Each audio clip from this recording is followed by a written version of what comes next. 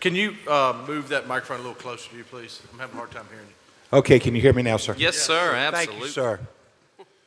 Are there any revisions or additions to the agenda? If not, can I get an approval for the agenda? I'll offer that motion. Second.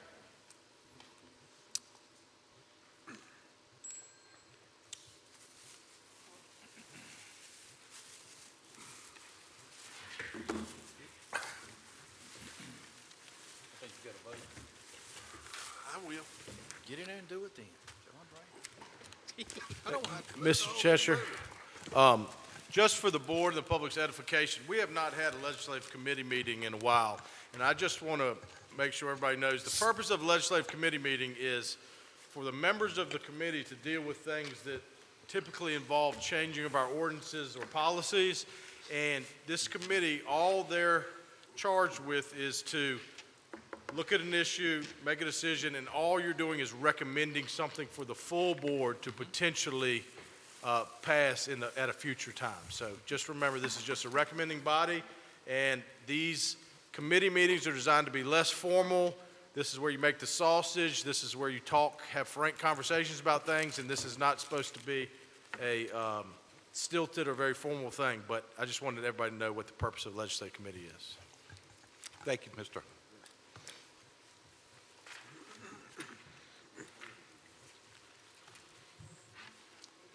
All right, go ahead. I'm going to turn this over to Ms. Okay. All right, Mr. Chairman, so on the Pennsylvania County Code, Chapter 43,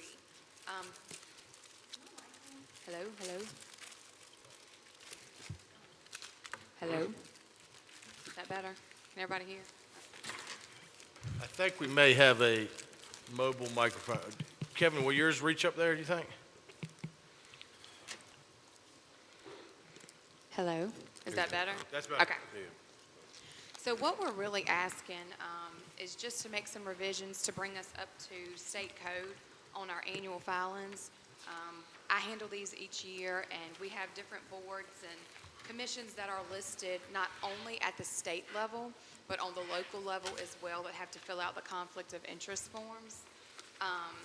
We also had, this past year, the state decided to include the IDA, the IDA, which originally they had to fill out the forms. However, they were under just the disclosure of real estate.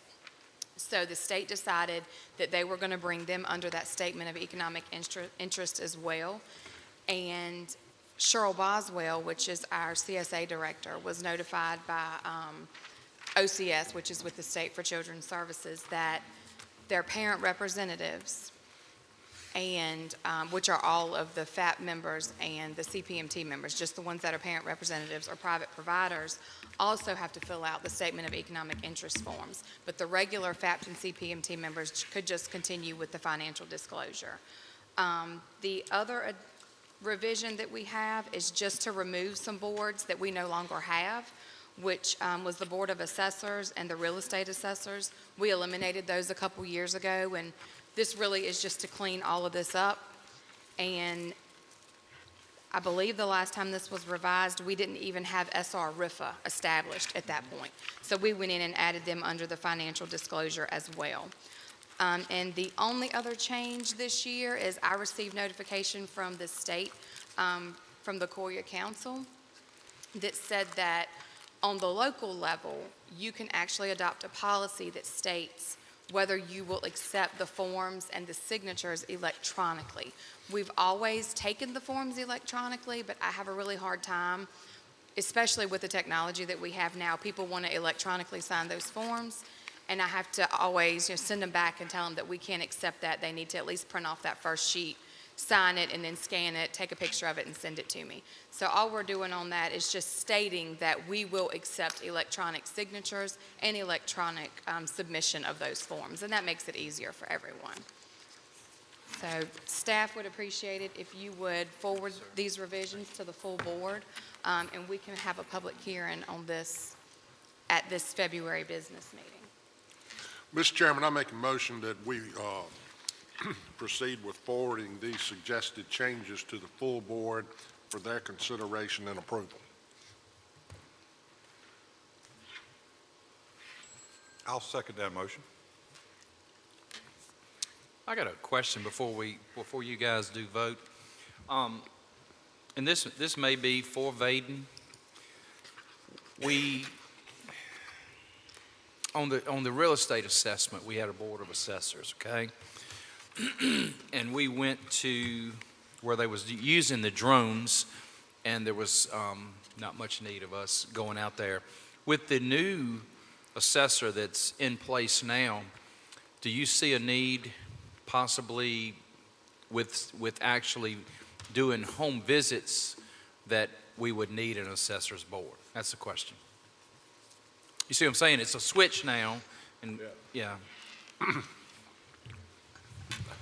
I mean, you're probably going to need one, but these forms, all these detail is your filing forms under Virginia Conflict of Interest Act, where Yes, you sir. I understand identify your real estate and your Uh-huh. holdings. And the theory is you should be transparent about what you own, Absolutely. so that people can ascertain whether or not you have a potential conflict in Yes. a certain situation. Okay. So, Kellen, we do require the assessors to fill something out, right? We did, but since we don't actually have that anymore, because the last time, I guess since we switched companies, this last reassessment, they had their own in-house. That's right. So even if that's what happens in the next 4 years and the next company or whatever has their own in-house, it still has to come back locally to the county because we have the Board of Equalization. So, and I think that process is kind of what circumvents that Board of Assessors. Absolutely. It kind of Okay. just cuts that out because it's kind of like a dual. But Mr. Dudley, you raise a good point. This is not the time to debate it. Right. But perhaps, and Mr. Arnold is much more involved in this than I am, perhaps one of the ways we got off track in the assessment was we did not have this. Yes. And Yes. that will be a discussion for another time about whether or not we reorganize this. Yeah, I just thought I'd raise the question. I'd like to follow up on that. I wouldn't agree with the sentiment that we need to go back to that service. There was a lot of problems with that service, and it was primarily in place because we were sending locals to be able to Right. designate what areas were. Yep. Well, with today's technology and you being able to pinpoint with your systems and all that they have in Community Development Department, GIS and all, we don't need to be absorbing additional unnecessary expense. That's right. By having those folks, because they basically were riding around in vans, and it even created problems for the finance department because they would want to get paid as soon as they As soon as they came got in back. every day. It wasn't a productive situation. Yeah, I just thought I'd raise the question and didn't know if it would come back or not. Thank you. Thank you, Tim. Absolutely.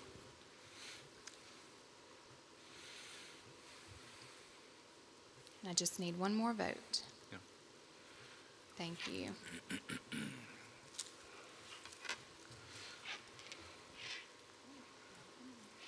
All righty. Ms. Rex, if you would please come up.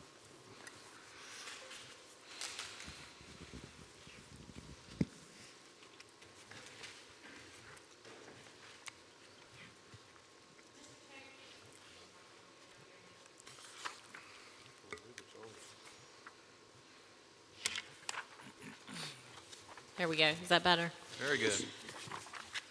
So the first item on the agenda is short-term rentals.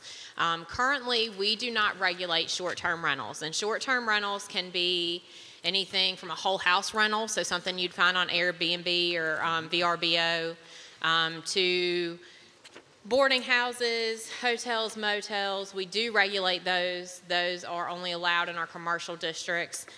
We do not regulate boarding houses. We do not regulate bed and breakfasts. We do not regulate homestays, which is you live in your home and you rent out a portion of it to someone and allow them to stay in it temporarily.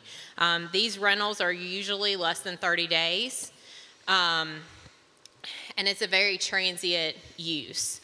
And it's become very popular in the last few years, especially with COVID. People don't necessarily want to stay in hotels anymore. They would rather have more space and more of an at-home atmosphere when they travel. So recently, actually in this General Assembly, there were two bills introduced, and they were sent to committee. The first one is House Bill number 2271. And what that bill says is if it was passed, that any of these short-term rentals that were regulated by a Virginia realtor, we as the locality, unless we had regulations on the books as of January 1, would not have the ability to regulate those properties, ever. The other is Senate Bill number 1391, and that one does not limit the restriction to properties that are regulated by or managed by Virginia realtors. That restricts localities' ability to regulate them across the board regardless of who manages the property. Both of these bills have temporarily halted. One of them died in committee, the other one was laid indefinitely, so all it would take was a vote to bring that back into committee, but I don't see that necessarily moving forward during this General Assembly. The problem is these could come back at any time, and they're very hot topics right now, so county staff would like to look at adopting some type of short-term rental ordinance to better regulate these properties before we lose the ability to do so. When we look at other localities, these things can be safety issues. They can be health issues. We had an instance at the lake where we had a house that was historically a two-bedroom house. It was on a two-bedroom septic. They were renting it out as a six-bedroom. They finished rooms in the basement without permits. These rooms did not meet code, so they did not have ingress and egress as required. They didn't have windows. If this house were to burn down, that could be a very tragic situation. Not to mention the septic is extremely overloaded. The health department views their septic. If you have a two-bedroom septic system, it can accommodate 4 people using that septic. So you put at least 2 people, you're up to 12 in that house. I'm sure that they were accommodating much more than 12 in that 6-bedroom house, and it was being rented weekly. So then you've got increased traffic, you've got trash issues. So the neighbors started calling us constantly.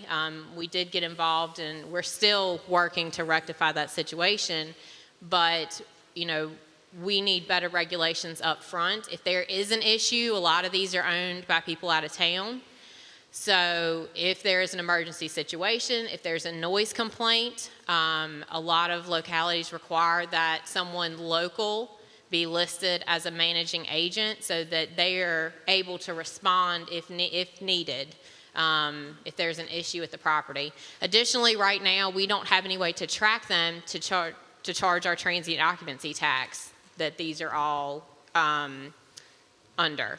So, at least having some type of registration so that we can require them to have some emergency management plans, tell us how they're going to manage traffic, make sure that they have adequate parking, and that their trash is being regulated, and that they are only advertising for the appropriate number of people for what is permitted at that property.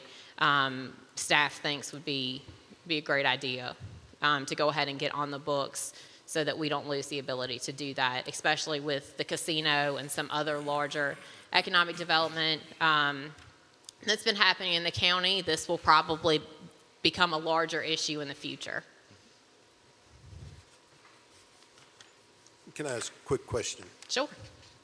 Ms. Ragsdale, before we actually take a deep dive, would it be appropriate that we actually move this to the larger Board of Supervisors for consideration and place it on the agenda if it's an urgent issue, rather than continue to deliberate it in the legislative committee?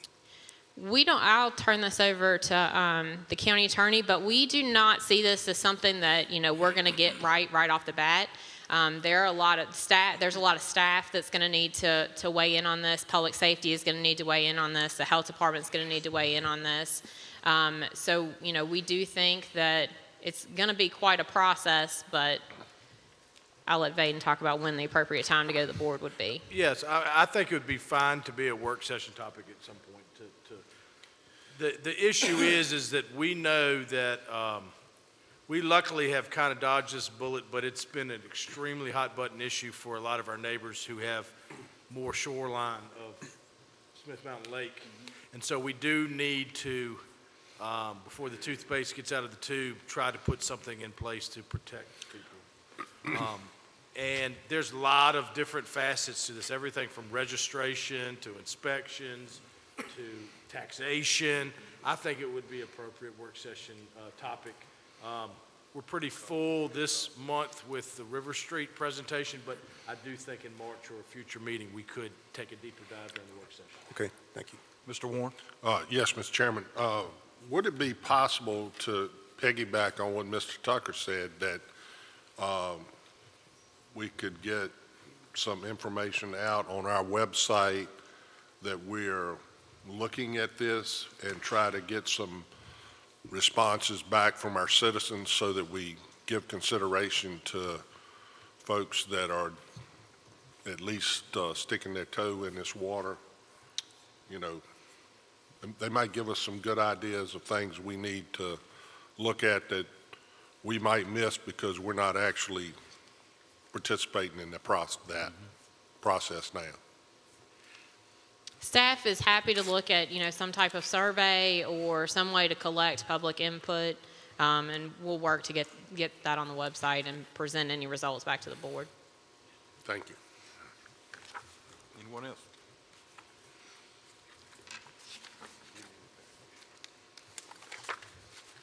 Next thing, Ms. Ragsdale.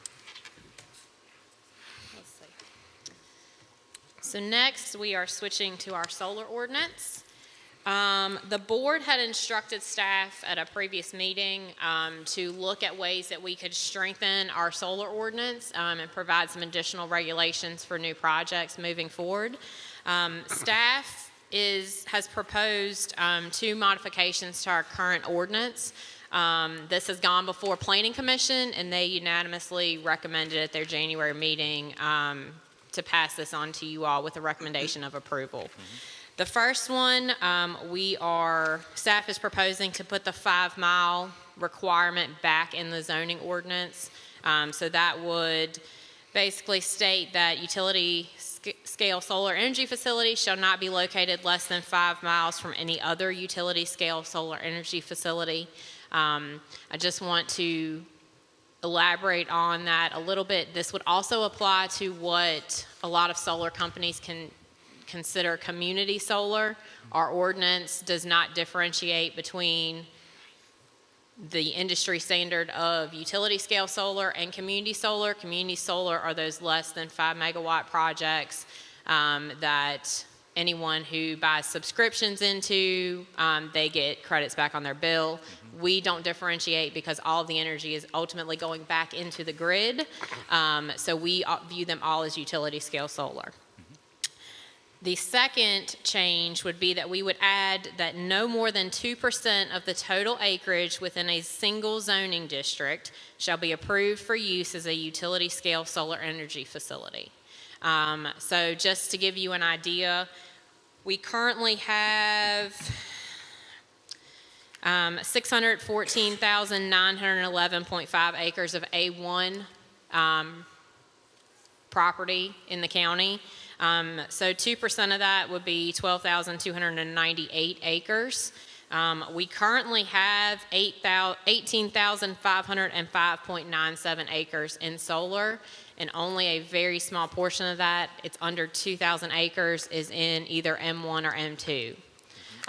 So you would currently, if you adopted this, we would currently be maxed out on solar on A1 properties. With the 5-mile radius, there is already very few property or very little property in the county that would be outside of 5 miles from another approved project. Moving forward, we approve special use permits, and once that SUP is approved, then that is what we consider that 5 miles is kind of blocked out based on that SUP approval. The SUP is good for 5 years, for 3 years. So they have to break ground within 3 years of that approval date. If they do not, that SUP expires and that area would open back up for potentially another project as long as we had not already met that 2% cap on the acreage within that district. Any questions? Mr. Chairman, I have a question real quick. Ms. Ragsdale. Now, we're recommending that this go to the total board for consideration. I understand the 5-mile distancing, but the 2% of total acreage, is there a way that you could possibly have your staff to break it down by district so we can see exactly what's available within each district and where out of bounds really is? That would be helpful information. We could do that. I would probably need Mr. Arnold's help with GIS to do that, but we will get together and work on figuring that out. Additionally, we also require the siting agreement, so that gives the board some ability to say where they want projects and where they don't, and we look at districts based on that as well. So that's an additional step on top of that. We'll be happy to put a map together for you. Thank you. I appreciate that. Mr. Ragsdale, what would be the problem if we wanted to extend it from 5 to, say, 10? That is completely at the board's discretion. So you can go as little, reduce that as much as you want or increase that as much as you want. Mr. Chairman, can you repeat that, please? How much did you say, Tim? I didn't hear you. 10. If we would change it from 5 miles to 10 miles. Yes, Mr. Warren. Mr. Chairman, I'm trying to think of, and challenge my colleagues to think of unintended consequences that could arise. As I've said before, I think we have enough solar right now, but I have a little bit of concerns that go along with seeing it by districts, actual, voting districts also. But the community component of it, could we break those out in our ordinance?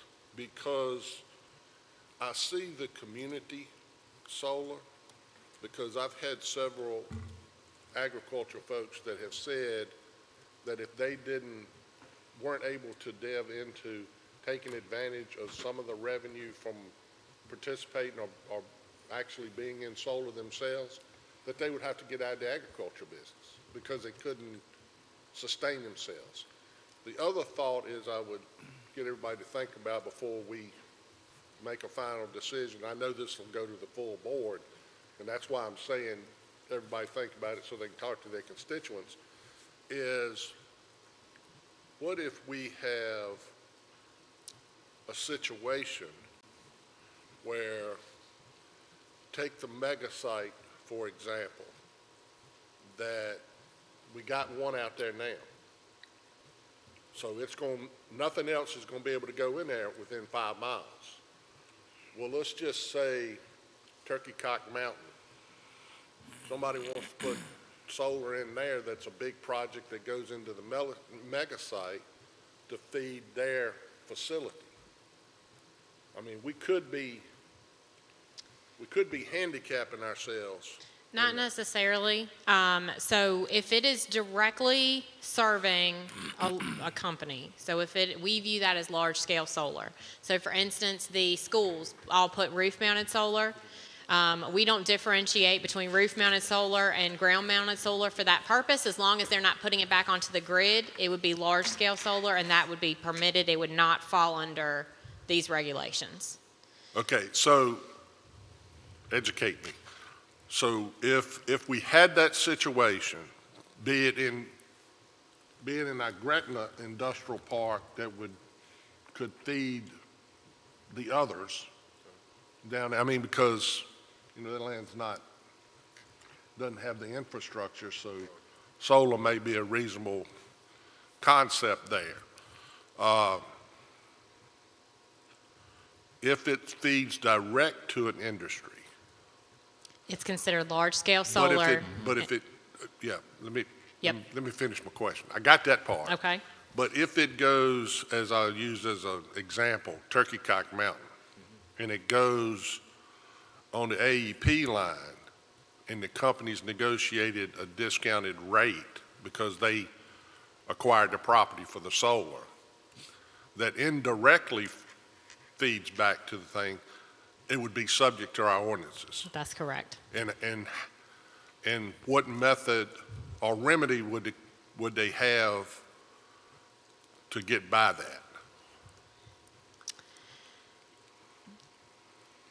Could we, I mean, we got a code, so, You could exclude M1 and M2 properties, but I just want you to keep in mind that M1 and M2 properties are not limited to our industrial districts.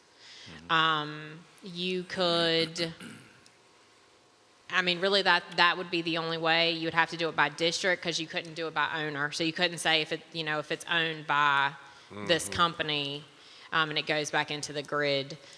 So it would have to be limited or restricted to excluding M1 and M2 districts from that 5-mile requirement. or the setting board of supervisors at that time would have to come back and go through all the hurdles of changing the process, of changing the code. That's correct. Just want everybody to think about, Yeah. No, we don't want to hamstring any industry coming in, yeah. but I know in a majority, the People amount don't of want it. power that the industries use, solar's, it'll help, but it's not near what they need. And Yeah. if they got a discount, it'd be an incentive too for the Uh, Question. Yes, for you, Mr. Chairman. Now, you said like at Grutner there, we had the one on Taylor's Mill Road. So that's closer than a mile. So would the industrial park still be able to have a solar farm there or facility? So that's within the town of Gretna. So our zoning ordinance does not apply to that. All of it's in the town of, I don't think all of it's in the town of The Grutner. majority of it is. Okay, but some of it's in the county, I think.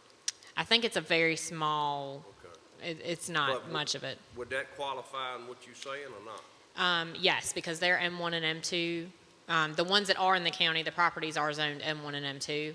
So that would, if you were to exclude M1 and M2, then they would be allowed to locate there. If you do not exclude M1 and M2, they would not be allowed to locate there. Does that make sense? Yes. So, but we, excuse me. You are, go ahead. So if we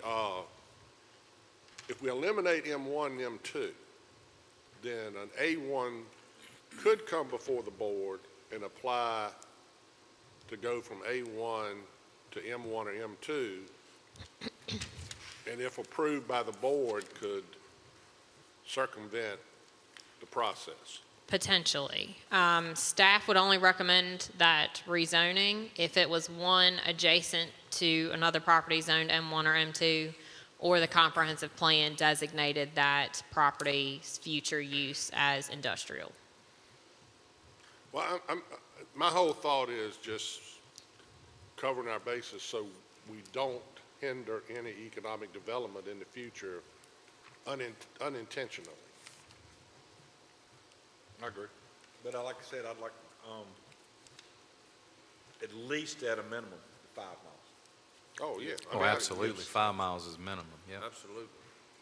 Yes, I agree with that. But, Mr. Chairman, but thank you. still, we're all subject to special use anyway, right? I mean, That's correct. whoever the setting board is at the time could approve or deny based on the individual circumstances, correct? Potentially. The only issue with that is the application would never make it to the BZA if at a minimum they couldn't meet what the ordinance required. Okay. Mr. Ingram? Thank you, Mr. Chairman. Emily, how did the 5-mile distance come about? Was it based on research, or was it just an arbitrary figure that somebody came up with?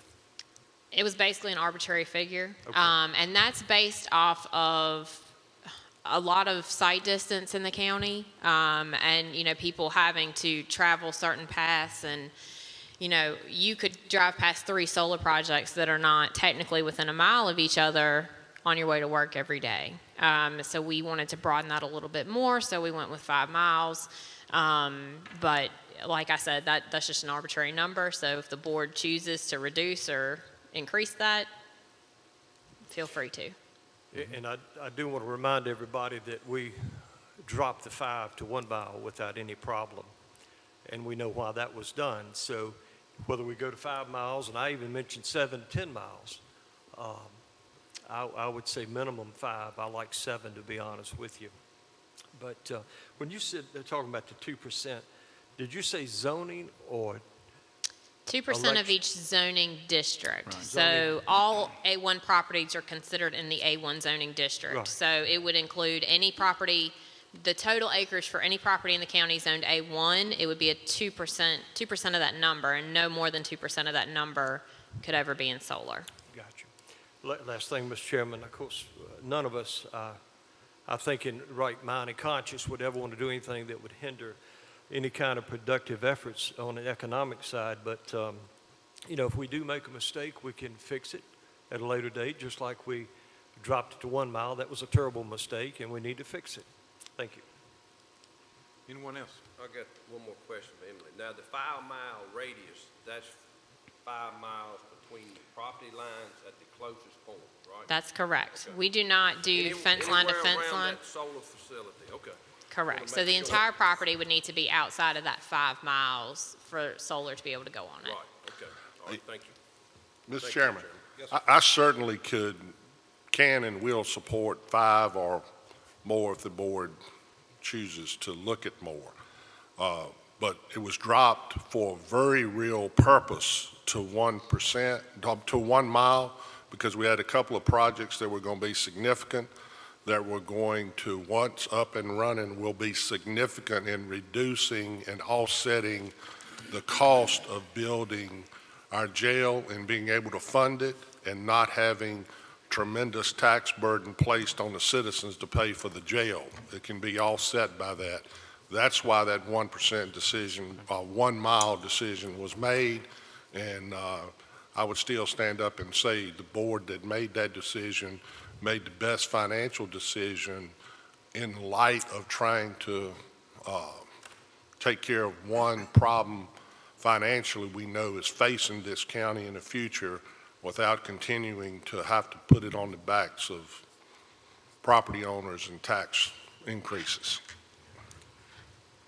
Yes, sir, Mr. Tucker. Mr. Chairman, certainly I'm in support of the 5-mile distancing. However, whatever we do, I would implore my comrades to not plant your heels so deep, because none of us have a crystal ball. So whatever we do in policy, we want to be able to make it nimble so that we're able to move and kind of align ourselves with what's actually going on in real time at that point in time, if that makes sense to you. So it's nothing wrong with revisiting the issue let's say every 3 years, every 4 years, or whatever the situation is, whatever the economic climate looks like, and let's assess what's in the best interest of the citizens, and also, to Mr. Warren's point, as far as being able to harvest additional revenue. So, you know, let's take a step back, let's kind of think through it. I'll support the 5 miles, but I think we should, whatever we do, we should at least be agile so that we can move in 3 years, 4 years down the road, revisit. Mr. Tucker, I agree, and I agree with Mr. Warren. I understand at the time when we first started this, I think it's progressed now to the point that it comes to where we're at now. Yep. Like I said, I like the way Ms. Ragsdale has that presented, 5 miles at least, a minimum. And I agree with Mr. Tucker that this could be something that down the road, if it changed, you know, situation changed, we could revisit it. But I think for right now, this needs to be 5 miles. And the number 2, also the no more than 2% needs to be brought forth. Mr. Chairman, last point, and I'll certainly rest on this issue, but information is power. Once we get Ms. Ragsdale's team, along with Mr. Arnold, to give us graphs, charts, whatever we need to take a look at district by district, how that 2% stacks up in each district, and the differences in the zoning, and we share that with the constituency, then I guess people feel like they at least have some skin in the game, they're empowered, at least they can take a look visually and see exactly where they stand. That would be helpful. So thank you. Anyone else? Yes, sir, Mr. Chairman, and I'm sure all of us have gotten many phone calls in the last few weeks in concern of the folks, and promised my folks I would stand with the 5 mile as well. So that's where I'm at. I know I don't have a vote here, but we will take it to full board. We got a couple folks here. That's the reason they're here, and probably both of them has talked to me, but just wanted to be certain that we're protecting our folks and doing what we say we're going to do, too. Thank you. Thank you, Mr. Chairman. Yes, Mr. Dillon. Mr. Vaden, as far as bringing this up on later dates, how would we need to go about that? Well, anytime you change an ordinance, you have to have a public hearing that's advertised. So if you want to change it in the future, you would just have to notice a public hearing, advertise it, solicit public comment, and then act to change your county code. Anyone else have anything? Mr. Chairman, Yes, now this ordinance change here has already had a public hearing. We had it at the planning commission, correct? You did, but this is on the board's agenda for Tuesday, the 21st of Yes. February to approval. change, yes. Or this one went up? But you will have a public hearing and have the ability for people to speak. Give them opportunity to speak at that, okay. Mr. Warren? Thank you. Just one thing, you mentioned that at the 2%, the way it's worded right now, I think you said that would basically eliminate anything else going in A1. Correct. How far over are we? I don't have the exact numbers in front of me, but I believe we're about 1,000 acres over, approximately. Ms. Ragsdale, is that, and I'm sure you're looking at big picture totality, however, we still want it broken out by district because I think some on the southern end of the county probably have more acreage in solar farms than the northern end. So I'd like to at least get a look at that. Staff, and I believe this was before you were on the board, and the other members that were on the board at the time may or may not remember this. Staff did a presentation about this last year and broke the projects down by district. So as it stands, and that has not changed since we presented that, and I don't have acreage totals, but I can tell you how many projects are in your district. So as of right now, the Bannister district has 5 projects.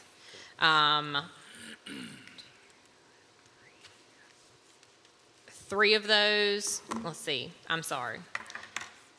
2 of those are either operational or on the verge of being operational. That's Sycamore and Whitehorn. Blue Ridge Solar is partially in the Bannister district. That one is, we are currently doing plan review on, and we will be issuing land disturbance permits within the next couple of months. Shaco Solar, which is entirely in the Bannister district between 57 and 640. That one, their special use permit is about to expire. They don't have too much time left on that, and we have not received plans. So that area could open back up if we don't get plans in the near future and are able to issue permits for them to start construction. And then a small community solar that was recently approved last year, Pennsylvania CSG, which is the one that is across from ODAC on Mill Creek Road. So those, Bannister, Callens, Gretna, and Tunstall have the most projects in them currently. Those are the 3 districts. Mr. Chairman, just one more request from staff. Could we also get a look at the zones that are in and around our industrial parks? And I still come back to the same thing and being a little bit concerned. You know, you take Gretna, we mentioned you take Brosville, if a company could get solar near there to help. I mean, I just want to be careful about not limiting a project for that. I'm 100% in favor of the 5+, but, you know, I'm a little concerned about the 2%, because we already have exceeded it.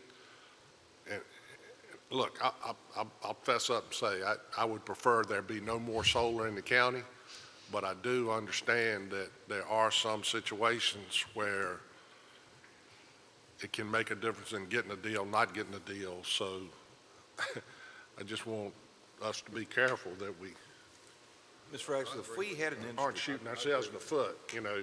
I mean, like, I would hate for somebody, there's a lot of agricultural land around, I think, around the Brosville Industrial Park. And if a company wanted to go in there and fill that park up, we wouldn't want to, and use solar to power it, we wouldn't want to not be able to do that.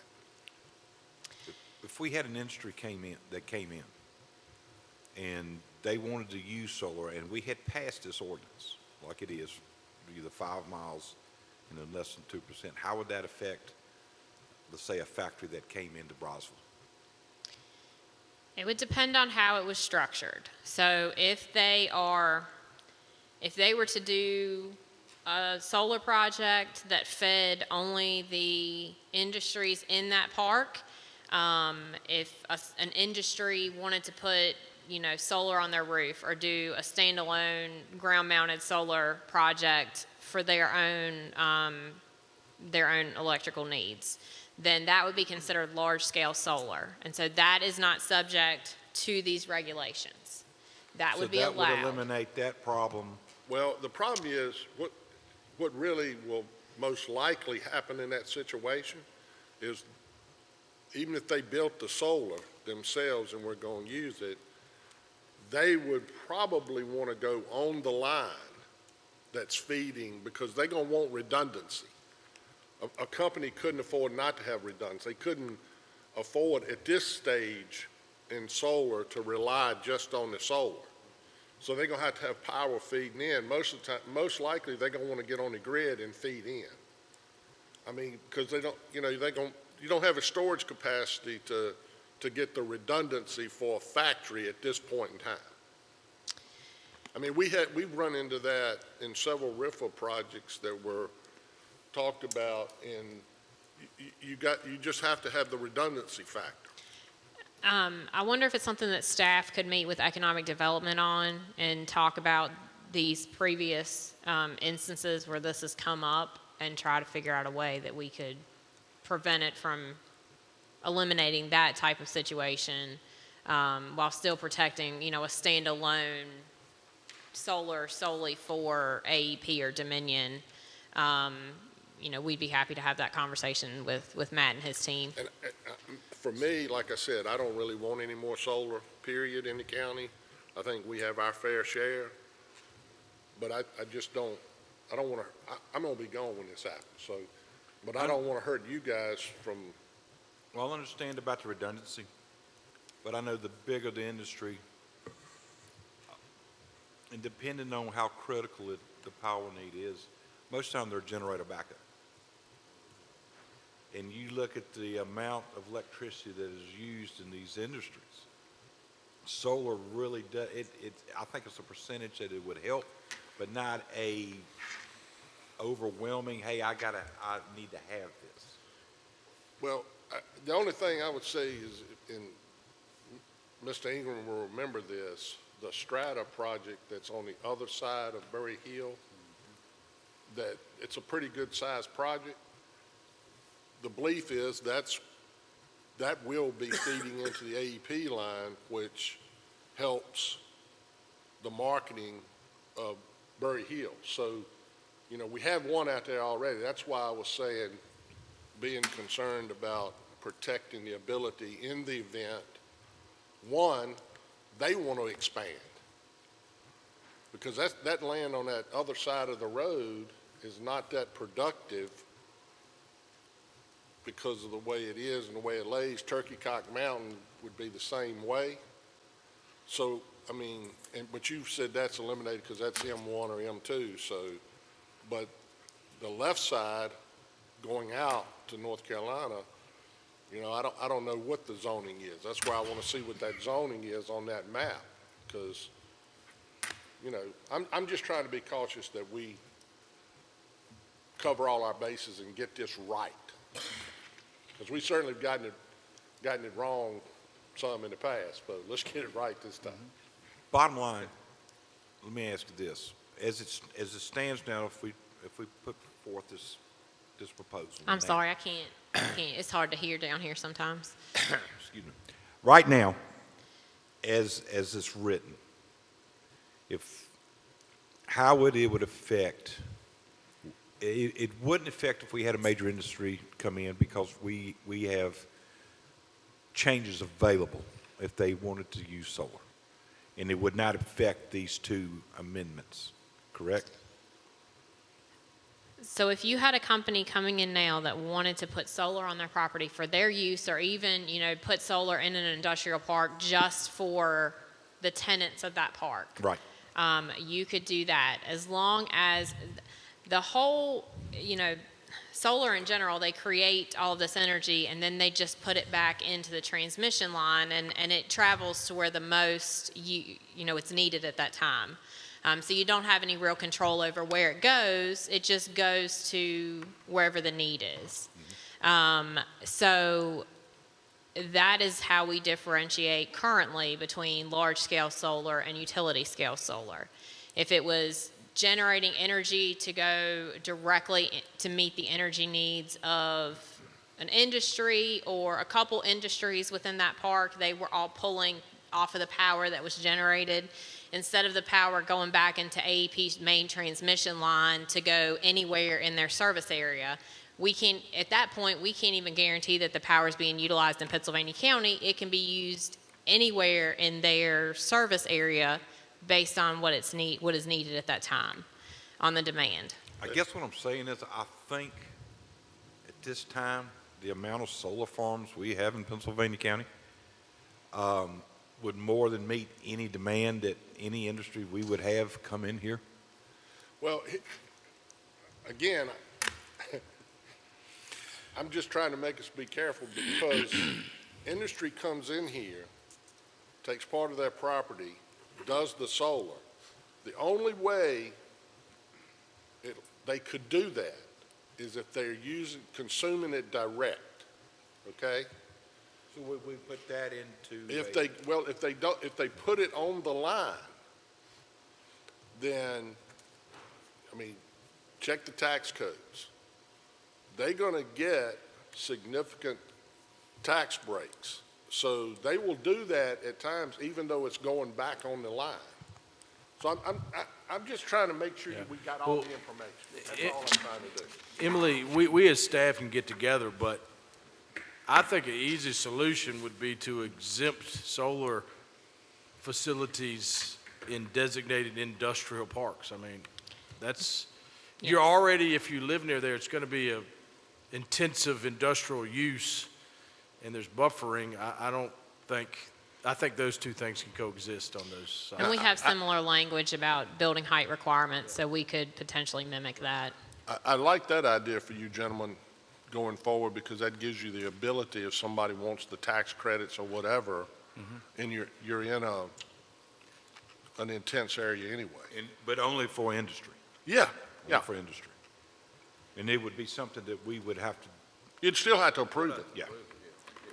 I'm good with that, adding that onto the existing, and that it would be added as far as industry, and then approve what we have, the two revisions. Just for staff's clarity, so if we added language, kept the 5 mile, kept the 2%, but added language excluding industry located in a recognized industrial park to the ordinance, would that meet your needs? I think so. Gentlemen? Yes, sir. I think so. Okay. And we need to add that in the language on the motion or anything? Vaden? They got instructions. Only thing, Emily, would be my question is, have we advertised for the solar? I mean, we'd have to amend the red line changes that we're suggesting to the, right? We would have to amend the red line changes. The actual ad that went out would not need to be amended, but yes, All right, the yeah, red line we, would. we will, just include that in your motion, and we will change that, and that will be available for public consumption, public comment at the February meeting. Yes, Mr. Warren. Mr. Chairman, I make a motion that we move forward with sending this to our full board for approval with the additions of protecting our industrial parks that are defined within the county. Do I hear a second? I'll second it.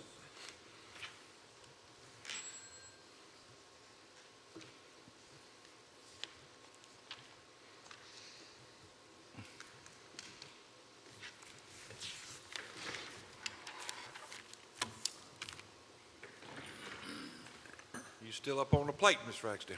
I am.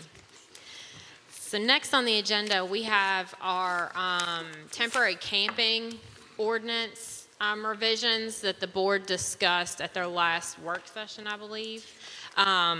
So currently, our ordinance states that you cannot occupy a camper or recreational vehicle as defined in our ordinance for any period of time unless it is located in an approved campground. The board instructed staff to look at different situations that we could potentially allow a camper to be used as a temporary residence. So staff has presented some a red line version to you for your review. I will note that due to our 11 planning commission cases and the 3 legislative committee cases that I had this week, there are a couple typos in here that I will point out to you that we will change before it goes to the full board. Number 1, basically we would allow, and I'm going to ask for some input from the board as we move through this as well. So we would allow that 1 recreational vehicle be placed in the event of damage to a dwelling outside of the owner's control. So this would be an electrical fire. This could be, flooding because your pipes burst. This could be things like that. It could be natural hazard. Any of that you would be allowed to live on the same property where the dwelling is or was for a period not to exceed 6 months, but you would have to have an active building permit to make the repairs needed to that existing dwelling. So it would have to be deemed uninhabitable. That's the first change in B by the Pennsylvania County Code Official. I left out code official, but it should be there. So the code official would need to deem it uninhabitable during the time of the repairs, and then we would work with you to permit a recreational vehicle to be used as a dwelling if you can meet these conditions that staff has listed.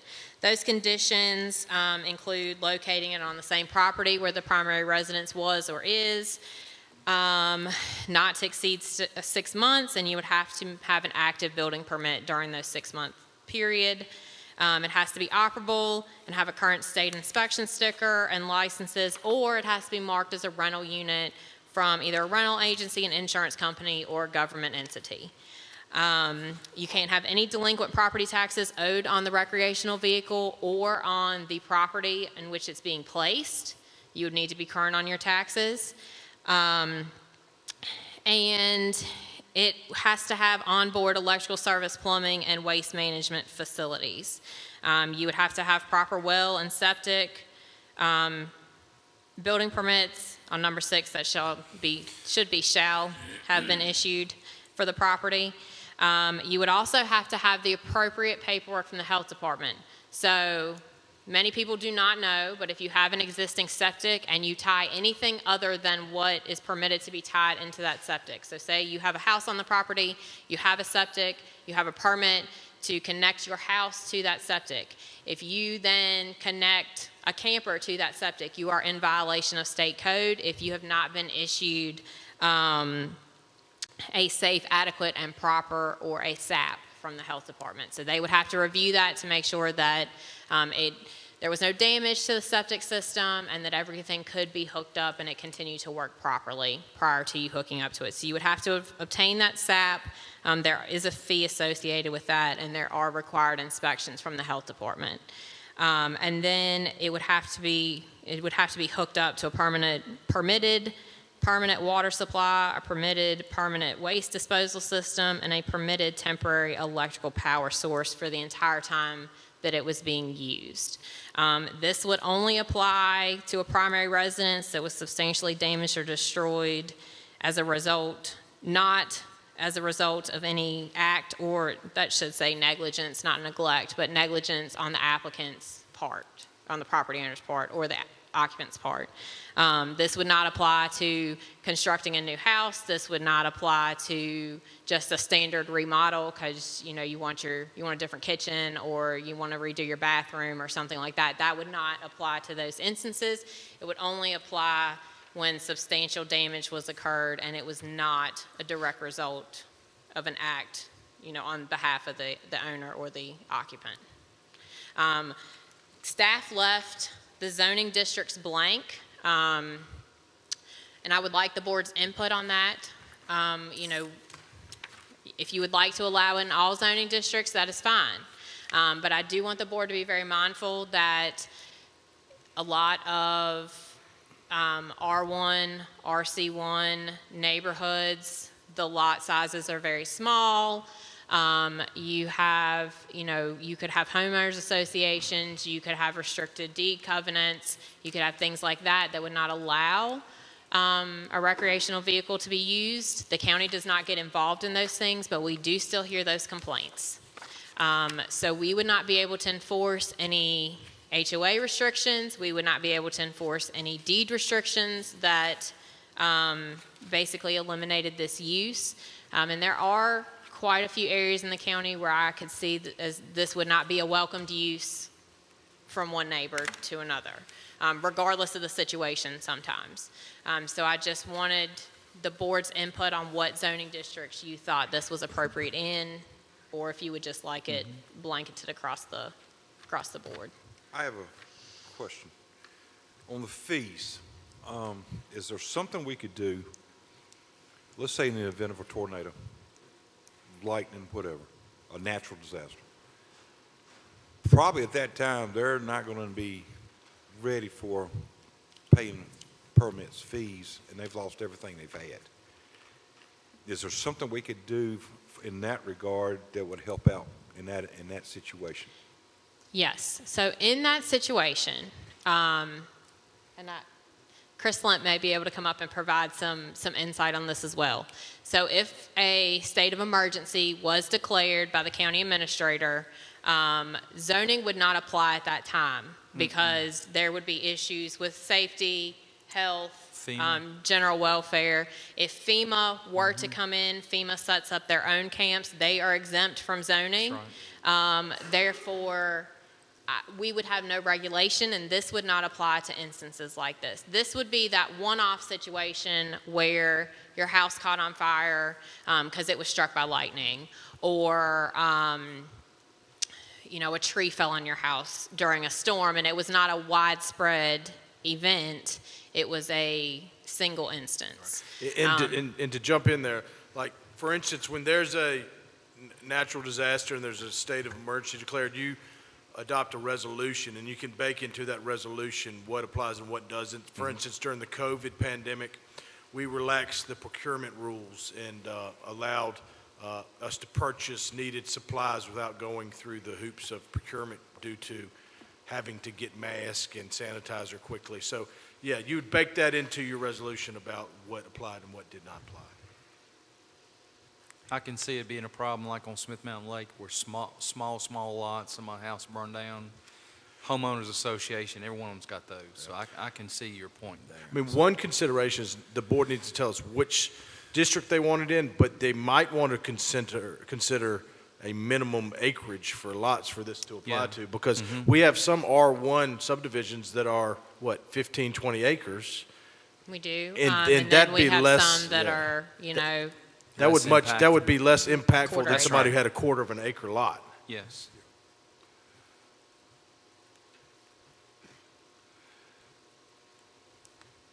comment on that, Mr. Chairman?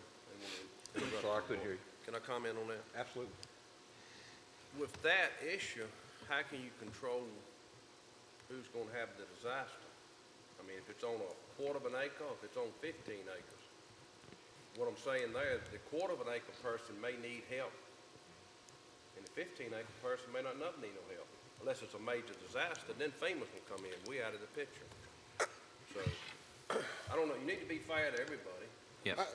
I tend to lean toward Mr. Dalton, but I can see this being, some of the neighborhoods down in that Mount Herman area Right. would fall into that small category. And I could see where we couldn't enforce it because they got covenants, where we gonna have citizens suing citizens. I mean, so it is a bad situation. It is. It is, because homeowners association on the lake, I mean, I can see, you know, that being a problem there, but still, a disaster's disaster, I don't care if it's Yeah, half acre or yeah. 15, I mean, yeah. I don't wanna single nobody out Absolutely, that needs yeah. this help. I you see know? your point. Yeah. That's I mean, good. That's what I'm saying. Yes, sir. Don't leave them out in the cold. And I'm not leaning either direction. I just wanted to Yes, bring ma'am. that to the board's attention and allow you to have some discussion and you decide which way you would like to go with that. I think on this one, I'm gonna yield and follow my colleagues, because I see both sides. I mean, but I can't imagine telling that person that's got 3/4 of an acre, You can't have, You can't put your camp here. Yeah, you got to go You somewhere else. stand there in Yeah. the cold, yeah. yeah. That's right. And I live in a neighborhood that's got a Oh, covenant. that's right. But if my neighbor had a fire and he wanted to put his RV out there and stay, we got a covenant, but I'm not gonna be one enforcing it. right. I mean, I'm not, I'm gonna be over there trying to help. I'm gonna be helping you. Yeah. Exactly. And most Yeah. people would, but we do have instances where That's right. that's not the case. Maybe you have a history with that neighbor already and you Yeah. know, you Yeah. don't care. Yeah, that's right. So, we do see that. We see neighborly disputes all the time, and they get very nitpicky, and a lot of times there's nothing that the county can do to intervene, but they do get very ugly at times. So I just, Yeah. you all will start getting the calls when that happens. So I just want you to be aware that there would be nothing that staff could do at that point. That's right. gratefully, we don't have the amount of probably house fires, say 30, 40 years ago. The storms, yes. I mean, I've recently had a 30-foot tree fall in my backyard. Thankfully, it didn't hit the house. But we want to do the right thing for somebody that's hurting. And I think the county needs to look at that. I don't know if it would have to be like a case-by-case basis. If one of them had they had a house fire. Do we go out? I know the fire marshal would go out. Is there something maybe that could be done? He makes a recommendation. Yeah, they're need this. And that would be like instead of fill in the blank, everybody doing it. That's right.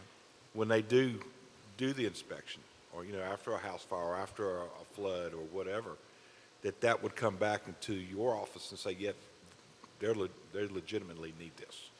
There's some wording already baked in here that would help in that situation. So it says that it has to be in the events that the permanent dwelling on the property is damaged or destroyed by events beyond the control of the property owner and/or occupant, resulting in the structure being deemed inhabitable by the Pennsylvania County Code official. And so when we have house fires, we are notified by the fire marshal's office that if there is substantial damage. And then we go out and we do inspect those structures. There are situations where the meter's pulled by the utility company in fires. That happens a lot. Yes. If that meter is pulled, the utility company will not turn that power back on until it is inspected by my office. And a lot of times we won't authorize that power be turned back on until a licensed electrician, depending on the fire and the cause of the fire, has gone through that house and looked at all the electrical to make sure that there's not an issue, there was no damage that was done during that fire that needs to be corrected. But in those, there are instances where, you know, the fire was contained to the kitchen, there wasn't a whole lot of smoke damage, so the house is not inhabitable. You know, they cut off that portion. You know, we can turn the power back on to the rest of the house, and, you know, they can live in the house while the repairs are being made. In that instance, we would not allow them to occupy a camper while the repairs are being made, because they could still live in the house. If the house was deemed a total loss, there was, you know, substantial smoke damage, they were having to gut the entire house, or it was, you know, determined by an electrical contractor that looked at the property that they couldn't turn the power back on until certain repairs were needed, then we would authorize that person to live in the recreational vehicle while those repairs were being made, as long as they got a building permit through my office. So there are some instances, you know, staff is not just going out saying, you know, yeah, we think you can live here and we think that you can't, but there are some protection, and it allows staff to kind of look at it on a case-by-case basis based on the amount of damage that was done. Do y'all, Mr. Chairman, yes, Mr. may Tucker. I? Back to Mr. Dalton's point, it doesn't matter if it's quarter acre lot, 15 acres, doesn't matter if it's a $60,000 house or $300,000 house. I think if we're going to pass this ordinance, it ought to be blanketed across the county and not compartmentalize it in certain districts, that sort of thing. And I'm of the opinion that we should never capitulate to the detractors, those people that will scream the loudest if a neighbor has some type of event that's a disaster. We should be prepared as a board, or even a future board should be able to field those calls and explain to people that are jumping 3 feet off the ground, you're in far better position if you've not lost everything that you have versus what you're actually complaining about. So my position is, if we're going to do this, let's broad blanket it. Let's make it for the entire county. And, you know, and then it will be up to your office to basically scrutinize, regulate it, that sort of thing. That's kind of where I am. Mr. Ingram? Thank you, Mr. Chairman. I had several things. Under B, where it talks about the structure being uninhabitable. That to me is too restrictive, because let's say you have a fire in an older home, and you may have part of it that is inhabitable, the other part's not. To expect people to live in that area while you might look at the removal of asbestos or lead paint or whatever the case might be, I think that is, I think we need to be a little bit more subjective with that, to say, you know, that we're going to rely on the opinion of one person to say, hey, this is not inhabitable, and so therefore you can't accept living in a camper. I think we need to broaden the scope there. I do understand the importance of situations beyond somebody's control, but that the inhabitable is a very subjective statement, and that bothers me. Down on number 4, putting a restriction on somebody that may owe delinquent taxes. You know, everybody falls on hard times at some time or another. And if they have a disaster and they're put out because of a fire, and yet we're going to say you can't be helped because of, they might be a day late or you know, a year late. I don't like that at all. I'm sorry. I would pull that out. And then down at the second paragraph, number 8, it talks about shall not apply to situations where the primary residence was substantially damaged or destroyed as a result of any act of negligent or neglect within the control of the owner. You know, we all do stupid stuff. How many times have you known of somebody that had a fire or some kind of disaster because they did something stupid, or quoted the infamous saying, hey, watch this? You know, to penalize somebody because they did something stupid, I don't like that either. And the final thing I want to say, and Mr. Dalton can help me by way of memory, there was a couple in the Callins-Gretna district, elderly couple, that had a problem in the residence, and they were offered a camper to keep them on their property. They were really sick and was worried about transmitting, I think it's COVID and some other stuff, and was not allowed to be helped. And I think collectively, the whole spirit is that we as a board need to let our citizens know that we're going to help you, not hinder or hurt you. Help me with that, Mr. Dalton. Yeah, you're right on that. Yes. I don't recall this, but see, when you I think read there's this, one- that eliminates them. That Mr. takes them President. completely out of any consideration.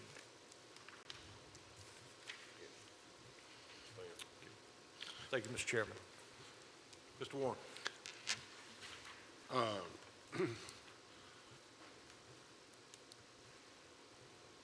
I think I partially agree on number 4 with you, Mr. Ingram. I just think we probably ought to have something in there that if we say more than 2 years delinquent, so it's not I mean, we can't let people just go on and on and on forever without paying their taxes, but put something in there that everybody can agree on for a year, a couple of year standpoint. And on number 8, how about if we changed it to destroyed as a result of intentional act or negligence? I'd vote for that one. Yeah, a 5-year-old could have started a fire. I mean, Yeah. how many times have we heard that? Yeah, I mean, that wasn't intentional. If you do it intentional, you shouldn't be rewarded. If I take a tank and want to blow my house up, that's intentional. Right. And then you bring in domestic differences, and somebody gets mad at the other and says, well, I'll burn this one down. I know we've heard that one before, so good points.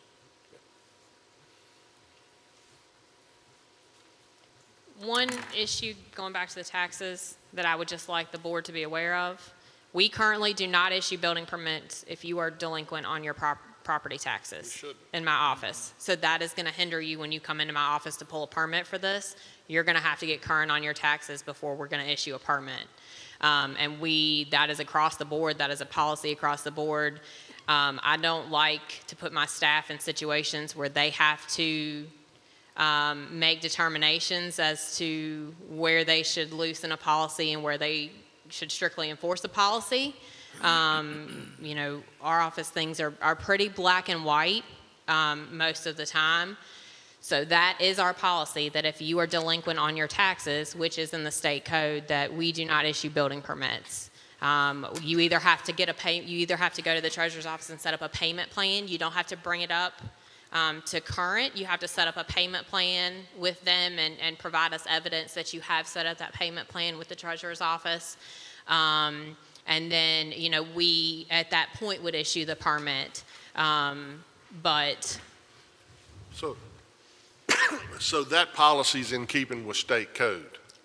it's allowed in state code, and our office enforces that, yes. Are we comfortable, since they can do just setting up the payment plan? Because I understand what she's saying about putting their staff in an awkward position with having 2 different rules. And we're talking about, we don't have a ton of delinquencies percentage-wise in the county anyway. So they got to kind of have a twofold situation. They didn't pay their taxes, and they're unlucky enough to have their house destroyed. I mean. And if they're behind on their Yeah. taxes, like I said, we send them to the treasurer's office. The treasurer's office works with them to set up a payment plan. And they can adjust that plan based on their income and what their ability, how able they are to make those payments. But we do just, require that they at least set that plan up So and we make an work- effort to come current on their The taxes. treasurer will work with them within the parameters of their ability to pay. Correct. Okay. So we could just change the language to say, they have to either come current with their taxes or enter into a bona fide repayment plan approved by the treasurer, or something like that. It could be $20 a month, whatever their ability to pay is. I'm good with that. Any other discussion, gentlemen? No, sir.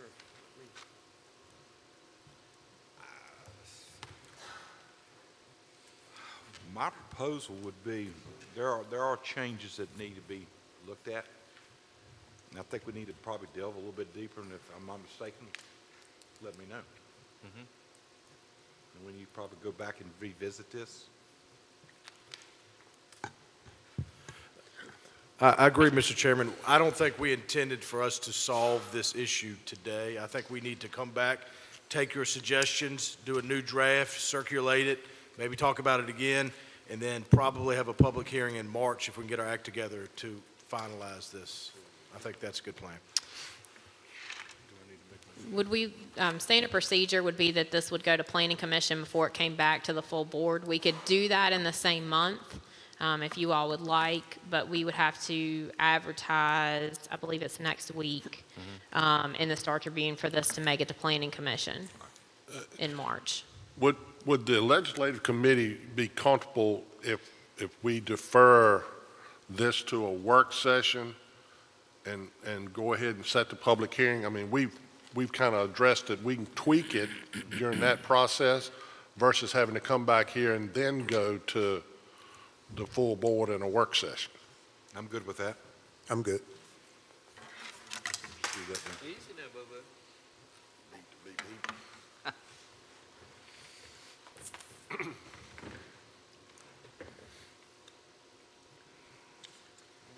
That's the end of it. That it? Any more Thank you, Ms. questions? Ragsdale. Thank you, Ms. Ragsdale. You looking and waiting, won't you? All right. Mr. Tucker, anything to add? No, I'm good. Thank you. Mr. Warren? No, sir.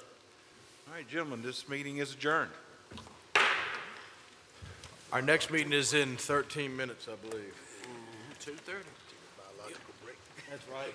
Need a nature.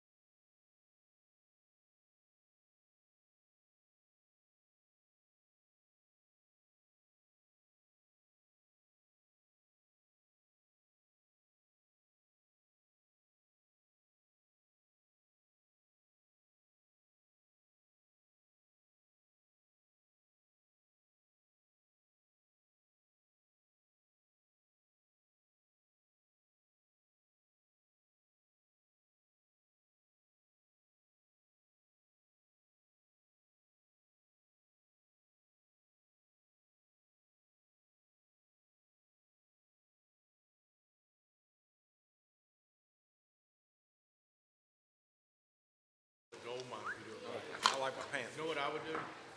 Dad had a- Borrowing a couple $100,000 had the season when they over first the said course of team, and that's what a 20 or 30-year note. I would just fix the Get whole 10. road up to VDOT standards, Can't. give it over to VDOT and say, maintain it. Tim, come on. 2:30, bro. You know, that's the only way you're gonna solve it. Where, I don't know. There's the 3 members down there. Hey, y'all doing? Maybe they are that. Good to see y'all. On the next meeting. We're gonna wait and get the summary. Yeah.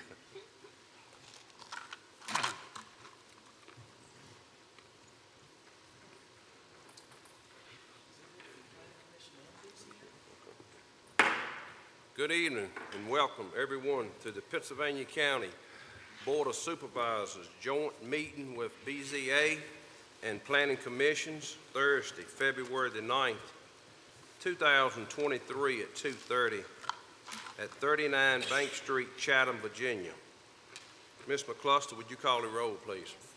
Mr. Cheshire? Here. Mr. Ingram? Here. Mr. Scarce? Here. Mr. Tucker? Here. Mr. Warren? Here. Mr. Dudley? Present. Mr. Dalton? Here. Ms. Ragsdale, would you like to call the roll for your, I will. I will start with Planning Commission. Mr. Webb, Mr. Harker, Mr. Oakes, Ms. Meese, Ms. Henderson, Mr. Horn, Mr. Waters. He's here. And then Mr. Dalton is here. And then Here. I'm BZA, Mr. Easley, Ms. Deering, Mr. Craddock, Mr. Merricks, Mr. Yeaman, Mr. Brumfield, Mr. Stone. Mr. Chairman, we don't have a quorum for either the Planning Commission or the BZA, so I think this is just going to be a meeting of the Board of Supervisors, which is fine, because Okay. we're not really taking any action tonight. It was just an informational session, so just want the record to reflect that, please. okay. Thank you, Mr. Hunt. Is there any items to be added to the agenda? Motion to approve the agenda, Mr. Chairman. All right. Second. Got a motion by Mr. Warren, a second by Mr. Tucker. Any discussion? If not, we ready to vote.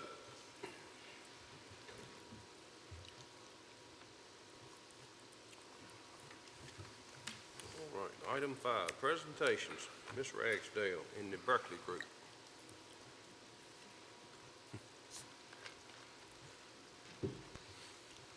Good evening. Good evening. Thank you all for being here this afternoon. You've got some more zoning ordinances. I understand that some of you have been in here for that, so it'll just keep coming. My name is Caroline Vanterve. I am with the Berkeley Group, and myself, along with Rebecca Cobb, have been working with you all to update the zoning ordinance, and we're happy to present 2 more articles today for your consideration.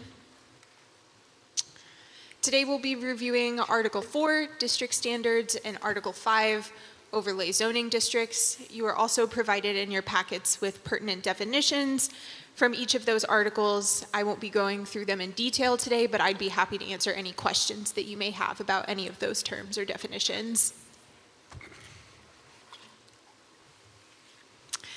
So as you can recall, we completed an investigation and public engagement phase in the fall of last year.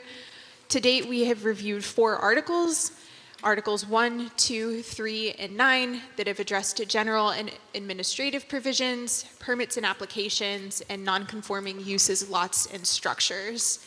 Today, we'll be reviewing district standards and overlay districts, and then after today, we will be halfway through the ordinance.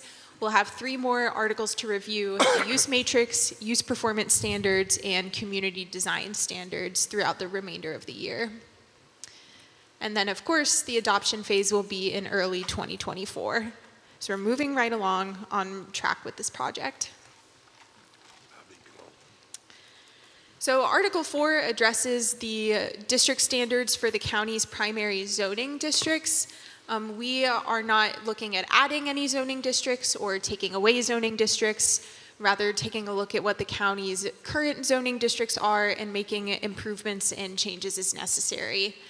So right now, the current ordinance has regulations for primary district standards kind of scattered throughout the ordinance, and we have consolidated them all into one article to make them easy to understand and interpret for you all, for staff, and for the community.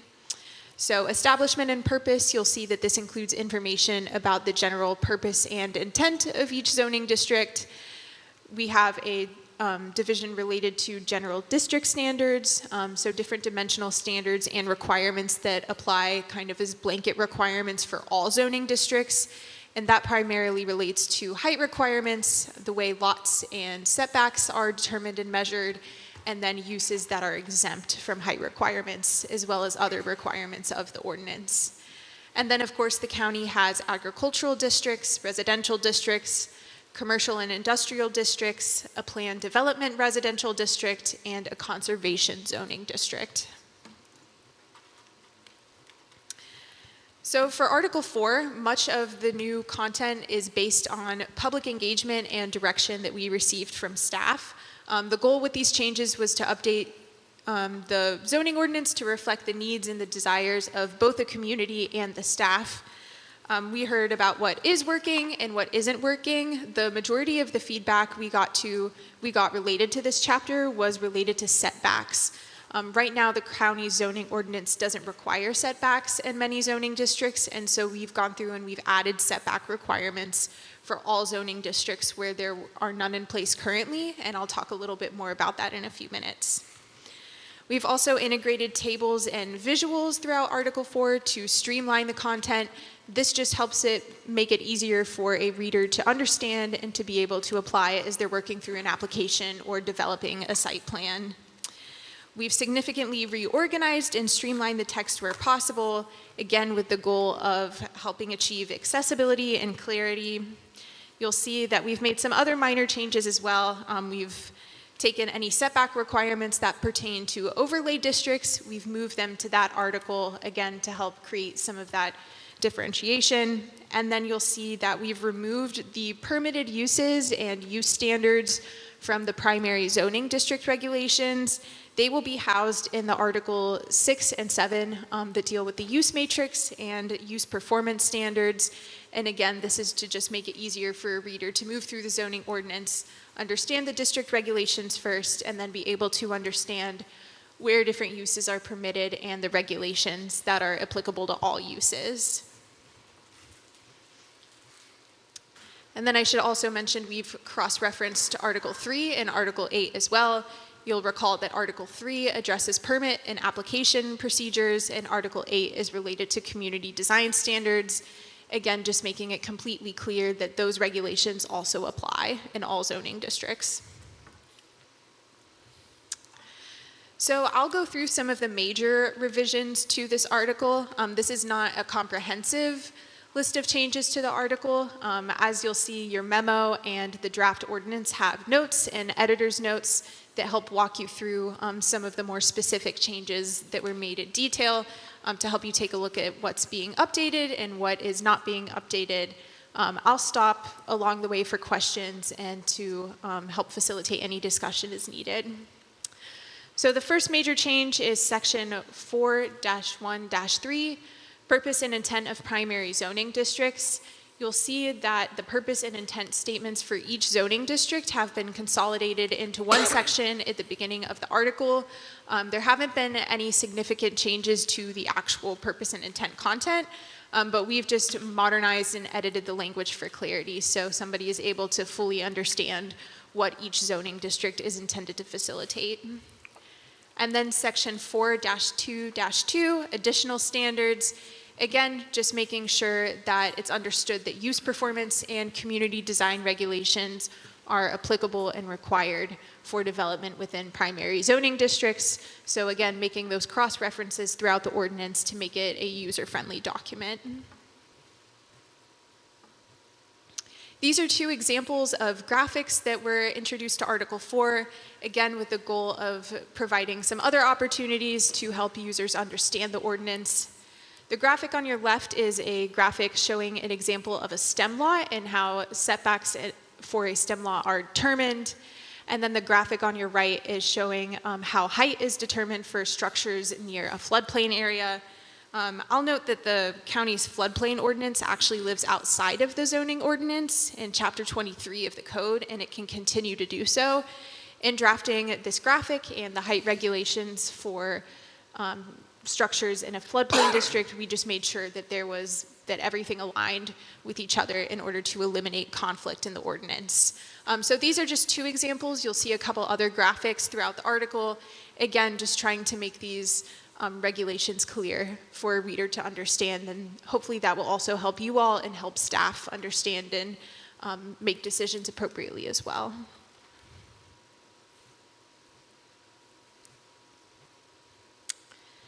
Division 3 is exemptions and encroachments. So we've made a few changes to uses that are exempt from the height regulations of the ordinance. And then we've also made some changes to the distance of which a balcony, a porch, a deck, or another similar architectural feature can encroach into a required setback.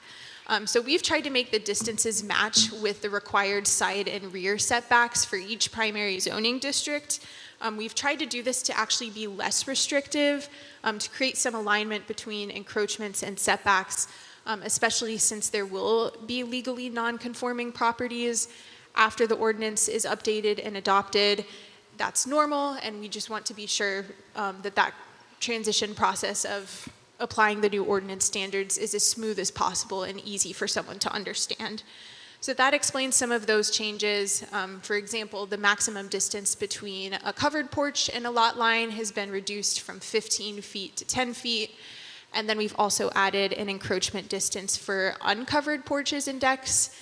It's applicable to both side and rear setbacks, and that distance is intended to be in line with the rear and side setback standards for each zoning district. For exemptions, we have added a height limit for flagpoles. We've added that in at 40 feet. That's already pretty tall. Anything beyond that, we can consider applying for a special use permit for a flagpole taller than 40 feet, and that's just a best practice. We've also added farm buildings as a use exempt from height regulations. They would already be exempt from height regulations, but being able to, again, spell that out and make it clear for a user. Are there any questions or comments about Division 3 or anything else we've gone over so far?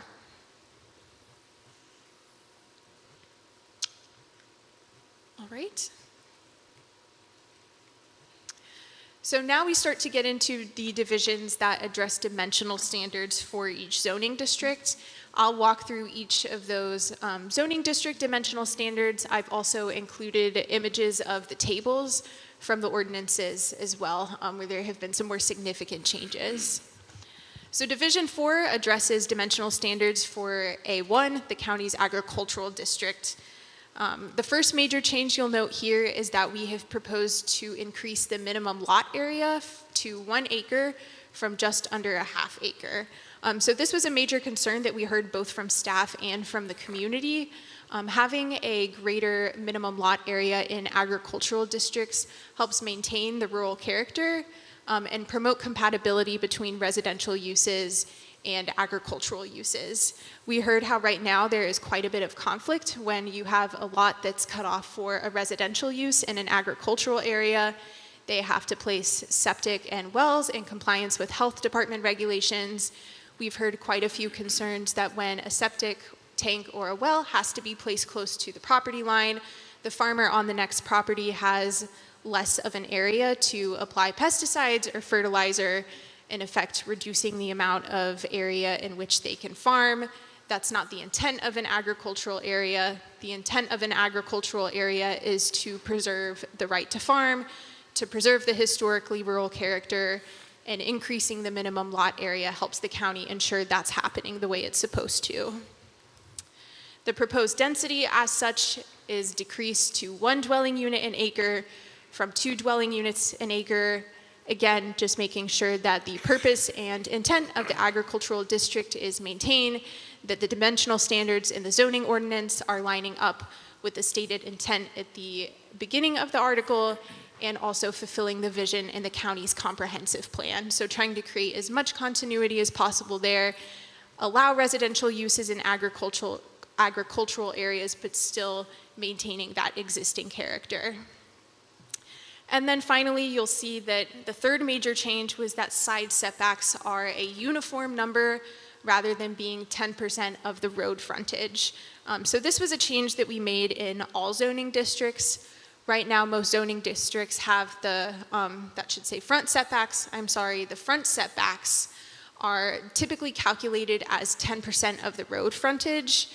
So for example, if you have two lots that are both 50 acres, but one has 100 feet of road frontage and the other has 75 feet of road frontage, even though they're in the same district with the same area, they would have different setback requirements.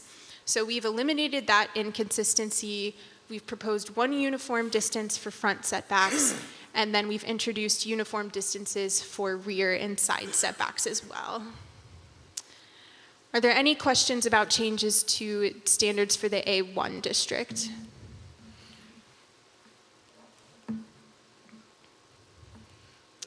All right. Division 5 addresses dimensional standards for single-family residential districts. And I'll just show you the table and then come back. There are 3 zoning districts that fall into this category: RE, R1, and RC1. So we've established a minimum lot area and a minimum lot width for all residential districts, and we have tied these standards to the availability of public utilities. So if your lot does not have public utilities available, it inherently needs to be larger to facilitate the provision of septic and wells. If it has public utilities, it can be a little bit smaller. So we've introduced those standards. Minimum lot area is brand new for some of the single-family residential districts, and it's a good requirement to have in general. Minimum lot size rules determine how small a developer can subdivide a lot. It in turn impacts the form the neighborhood can take and also has a direct impact on density. So that being said, density is proposed to be determined by acreage, not by lot, in single-family residential districts. Right now in the current ordinance, density is tied to lot. Density is typically tied to acreage and zoning and planning in the development world, and this will just help ease administration for staff and make sure that developers are also on the same page as to what's being required of them for single-family districts. And then you'll see that front, side, and rear setbacks have been established in all single-family residential districts, and again, they're that uniform distance. They're no longer going to be based on that 10% of road frontage. We reviewed setback standards for some neighboring counties. Staff pointed us in the right direction of examples of other localities in Southside Virginia. We wanted to be sure that there was some regional consistency going on, since developers are often working in different communities in the same general area. Are there any questions about single-family districts? And I'll put the table on the screen to illustrate as well. The examples of minimum lot area and minimum lot width, those are tied to utilities, again, to be sure there's compatibility between the placement of septic and well where needed, and then also acknowledging that some districts may have public utilities and you can have different lot sizes there. Are there any questions or comments about the standards for residential districts, single-family residential districts?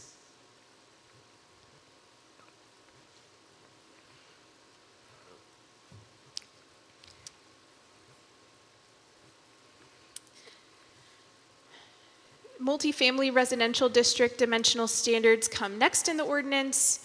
Multifamily residential is kind of split into 2. So your existing multifamily residential district and then your existing manufactured home park district. So we've added some further clarity and standards for single family versus 2-family versus multifamily uses for minimum lot area and minimum lot width. We've kind of broken that out further, and again, we've tied it to utility availability. The reason why is because even though they're in the same district, single-family dwellings and townhouse or duplex dwellings require kind of inherently different minimum lot areas and minimum lot widths. So being able to spell that out in an ordinance so a developer is completely clear on what the requirements are. The minimum lot area has not changed. We just wanted to be able to, again, spell that out more, and we've created some consistency with the R1 district for single-family dimensional standard, or single-family houses in the multifamily districts. We've increased the density just slightly from 13 dwelling units an acre to 16 dwelling units an acre. This is an increase we recommend based on community feedback and a recent regional study that indicated that this area does need more housing for the workforce. So increasing the density will help facilitate the provision of housing units for the workforce in the future. Front, side, and rear setbacks have been established and uniformly applied, and we've also introduced setback requirements for accessory structures. And then we have also added requirements for the total area of a manufactured home park, as opposed to only having requirements for individual pad sites. And I've got the table to help explain that in a second. So again, multifamily district regulations. As you can see, we've differentiated between minimum lot area and minimum lot width for single-family dwellings versus multifamily and two-family dwellings. And again, these are tied to utility availability. And then again, establishing front, side, and rear setbacks that are uniform, singular numbers, rather than calculating them based on a percentage. And then you'll see here, this is a pretty big difference from what's in the ordinance now. We have differentiated between individual pad sites in a manufactured home park district and then a total park area. So we have a minimum lot area for an individual pad and then a minimum lot area for the total park. We have minimum lot width that's tied to utility availability for individual sites. And then you'll see that there's not minimum lot width for the total park area because that's not a necessary standard to have there. A maximum density, this is in the ordinance now, but again, being able to split that out, so understanding what's for an individual site versus what's for a total park area, and then minimum required setbacks as well. We've also introduced a minimum number of accesses to a public road for a total park area. You'll see that one access is required for 50 or fewer units, and at least 2 are required for 51 or more units. This is just a best practice for safety, making sure that there's safe ingress and egress out of a manufactured home park. I know that's quite a bit since we have both multifamily residential and manufactured home park. Are there any questions about any of those standards?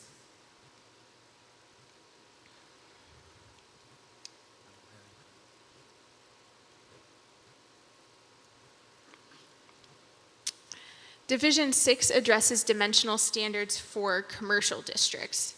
So we have established a minimum lot area for both B1 and B2 districts, and those have been tied to utility availability. Again, recognizing some areas have access to public utilities, some don't, and there may need to be different lot areas in accordance to facilitate that provision of septic or wells where need be.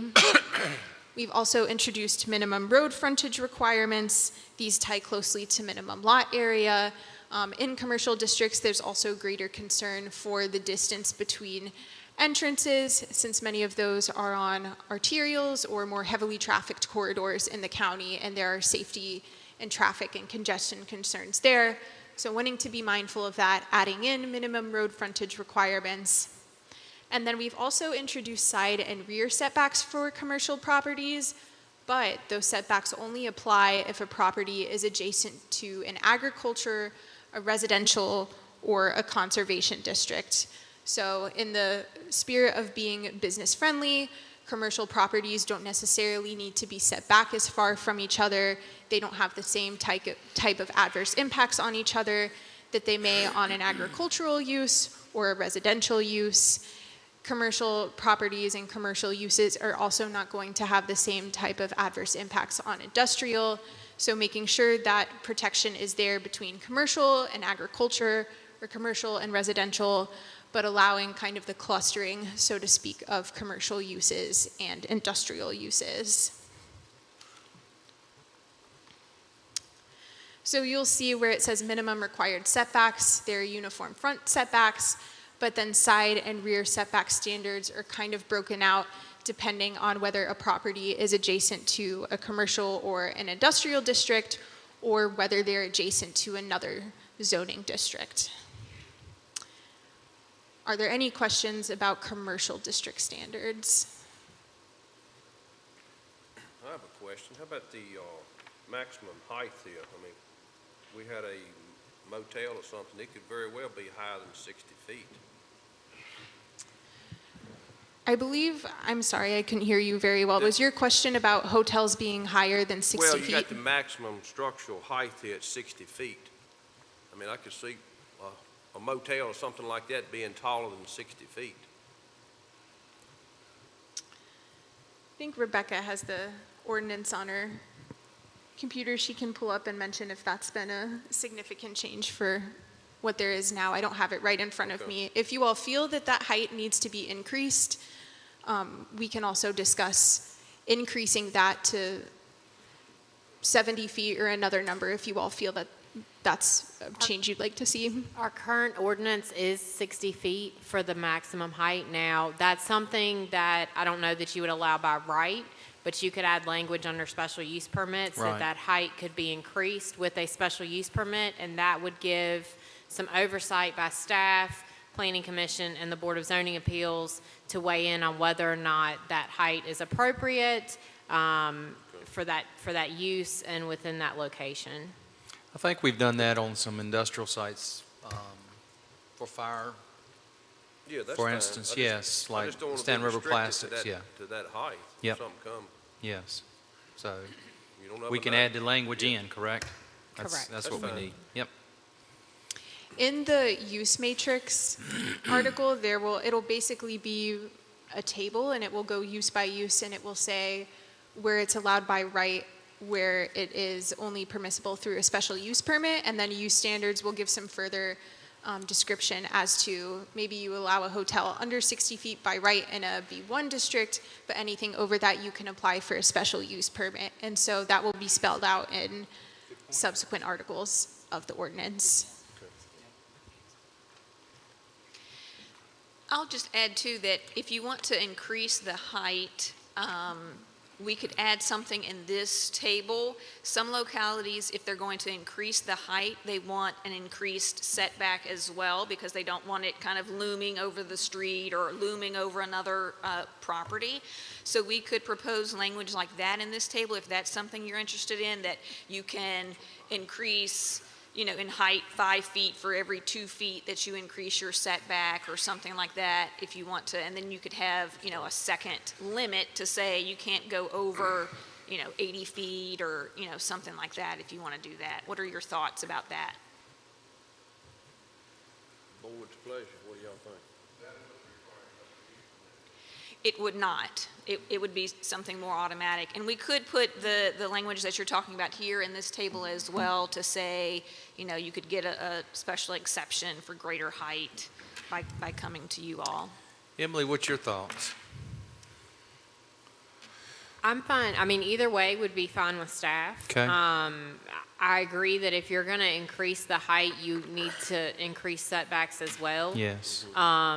But, you know, you need a hard limit as well because you don't want something, you don't want to leave that open-ended and end up with some monstrosity in an area that it's not appropriate. That's right. You may be able to do a combination of both and, you know, say by right, if you're allowed up to 60 feet, and then for every, you know, 5 feet you go up, you need to, your Back up. setbacks increase by 2. And then once you reach this limit, you then have to apply for a special exception or special use permit Yes. to allow you to go over that, just to give some discretion to, you know, the board, not completely restricting that height, but allowing additional regulations to be placed on it. Okay. Thank you, Emily. That's good. I'll just confirm of what I heard. So we want to put in the table that you can do additional height with additional setback, but have a limit that says, and beyond that limit, you would, see staff and file application for approval. Is that correct? Are we all in Does agreement everybody with that? agree with that? Yeah. Putting the language, okay. Yes, sir. Yeah, that's fine. Now, Thank you, Emily, Darrell. I got a question too. I guess this might be off track here, but like cell towers and stuff, is that under something else? I mean, they go up over 200-300 feet. Yes, Which I know so is- currently,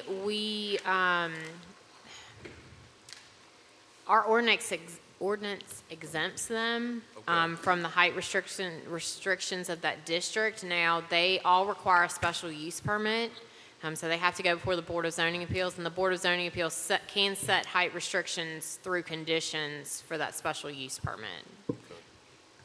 All right, thank you. I'm not sure if they have suggestions on how other localities deal with those regulations or not. Which I know at certain heights, you have to have a light on them. That's required. I think it's over 200 and 205 or 200? something feet. I can't remember off the top of my head. 200-foot range. Over 200. All right, thank you. Are there any other questions or comments regarding the commercial district standards?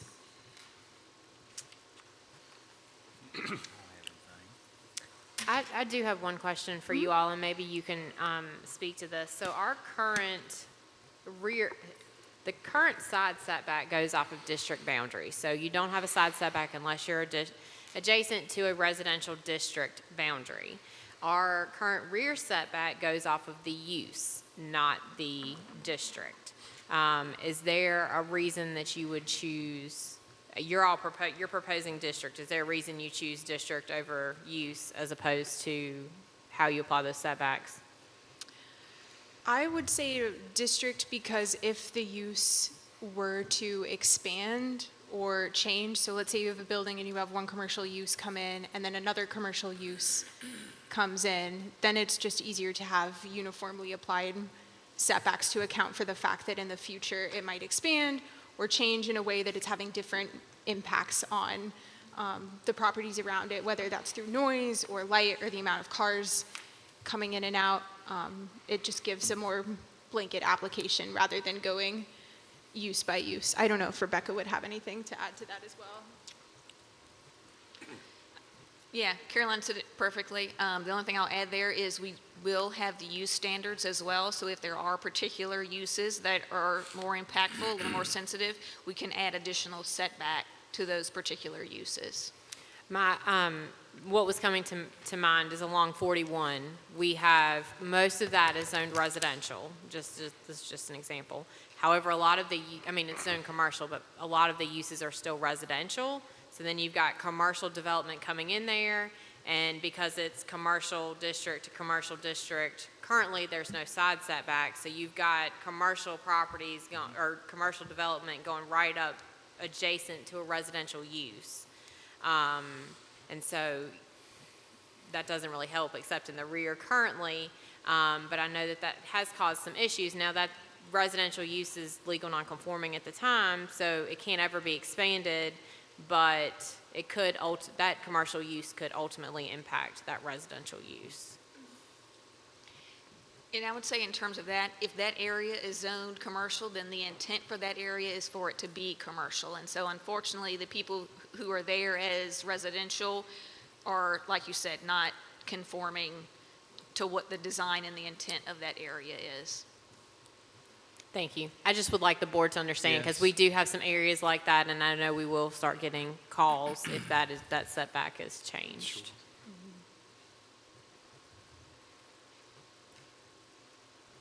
Are there any additional questions or comments? No, ma'am, we're Great. good, thank you. The next division has dimensional standards for industrial districts. So we've established minimum lot areas for M1 and M2, again, tying them to the provision of public utilities. We've made sure that the minimum lot areas are larger for industrial districts than they are for commercial uses.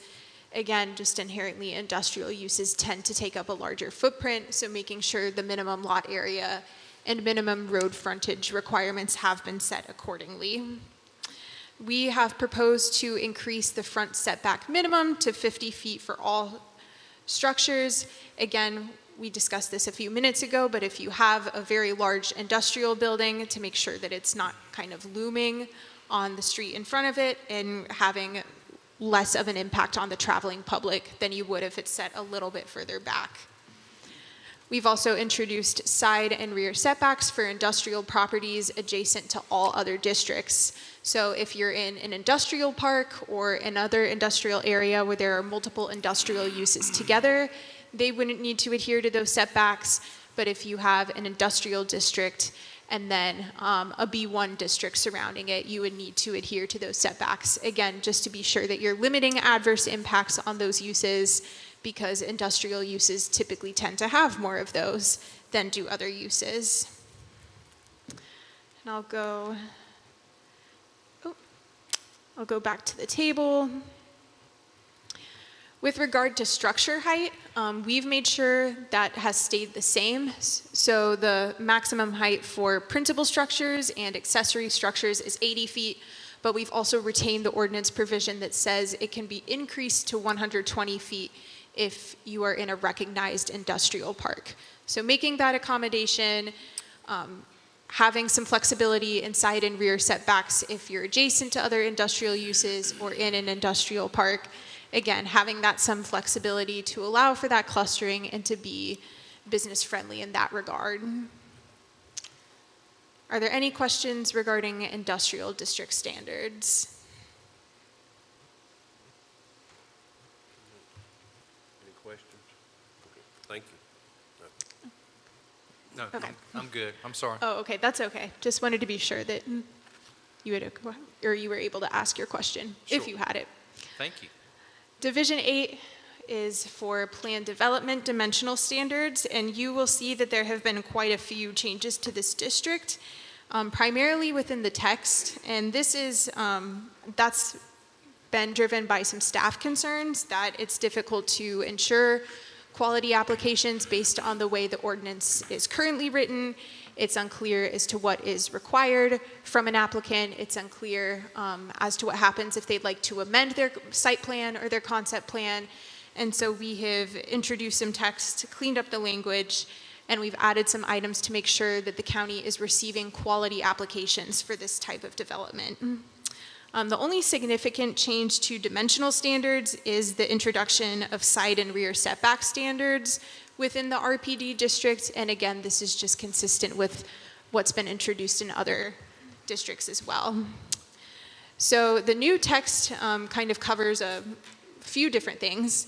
The first is that we've added text to provide clarity regarding the intended character of the development. So this doesn't set forth requirements the way this is written. Rather, it's just kind of cueing into the developer into the fact that RPD districts should encourage form and character that is aesthetically pleasing and maybe even a little bit different than a conventional suburban development. It sets out examples of what that might include, but are not necessarily required of the developer. So I did want to point that out, that we've added some text just to kind of set the expectation for an application. And then we've also proposed the addition of new text to address application and procedure requirements. So in these new regulations, the developer would be required to meet with county staff for a pre-application meeting. Right now, a pre-app meeting is optional for all other types of development, but because RPD development might be on a larger area, it might have multiple different types of residential uses, it might integrate some recreational uses, making sure that the developer and the county are on the same page, and that the developer has any of their questions answered prior to submitting the application will help kind of streamline the process and make sure that everybody is on the same page in the long run. We've also made sure that we've included text that requires that when a concept plan or a site plan is submitted, that it has all of the requirements that were set forth in Article 3. Again, making sure that's clearly spelled out to help get quality applications and help staff administer the ordinance. And then we've also introduced some text related to major changes and minor changes to the site plan and when a change can be approved administratively versus when it would need to be a whole new application. Another change for RPD districts is reducing the total percentage of open space from 50% to 30%, which might seem a little counterintuitive, but 50% open space requirement is a pretty significant amount of land. It could be cost prohibitive for a developer, and so we've proposed to back that percentage down slightly, but at the same time requiring that a certain percentage is dedicated to active recreation uses, for example, a basketball court. And so this in turn actually increases the amount of recreation opportunities because the total percentage of the development might be backed down a little bit, but requiring that certain recreational opportunities be introduced puts that onus to do so on the developer when they might not have it if they're required to dedicate half of the whole development to open space. And then we've also added some new text about community design standards. And then we've also added a change in the RPD requirements that would require at least 2 types of residential uses within an RPD development. So for example, if a developer were proposing an RPD, they would have to include, for example, both single-family homes and townhomes, or both townhomes and duplexes.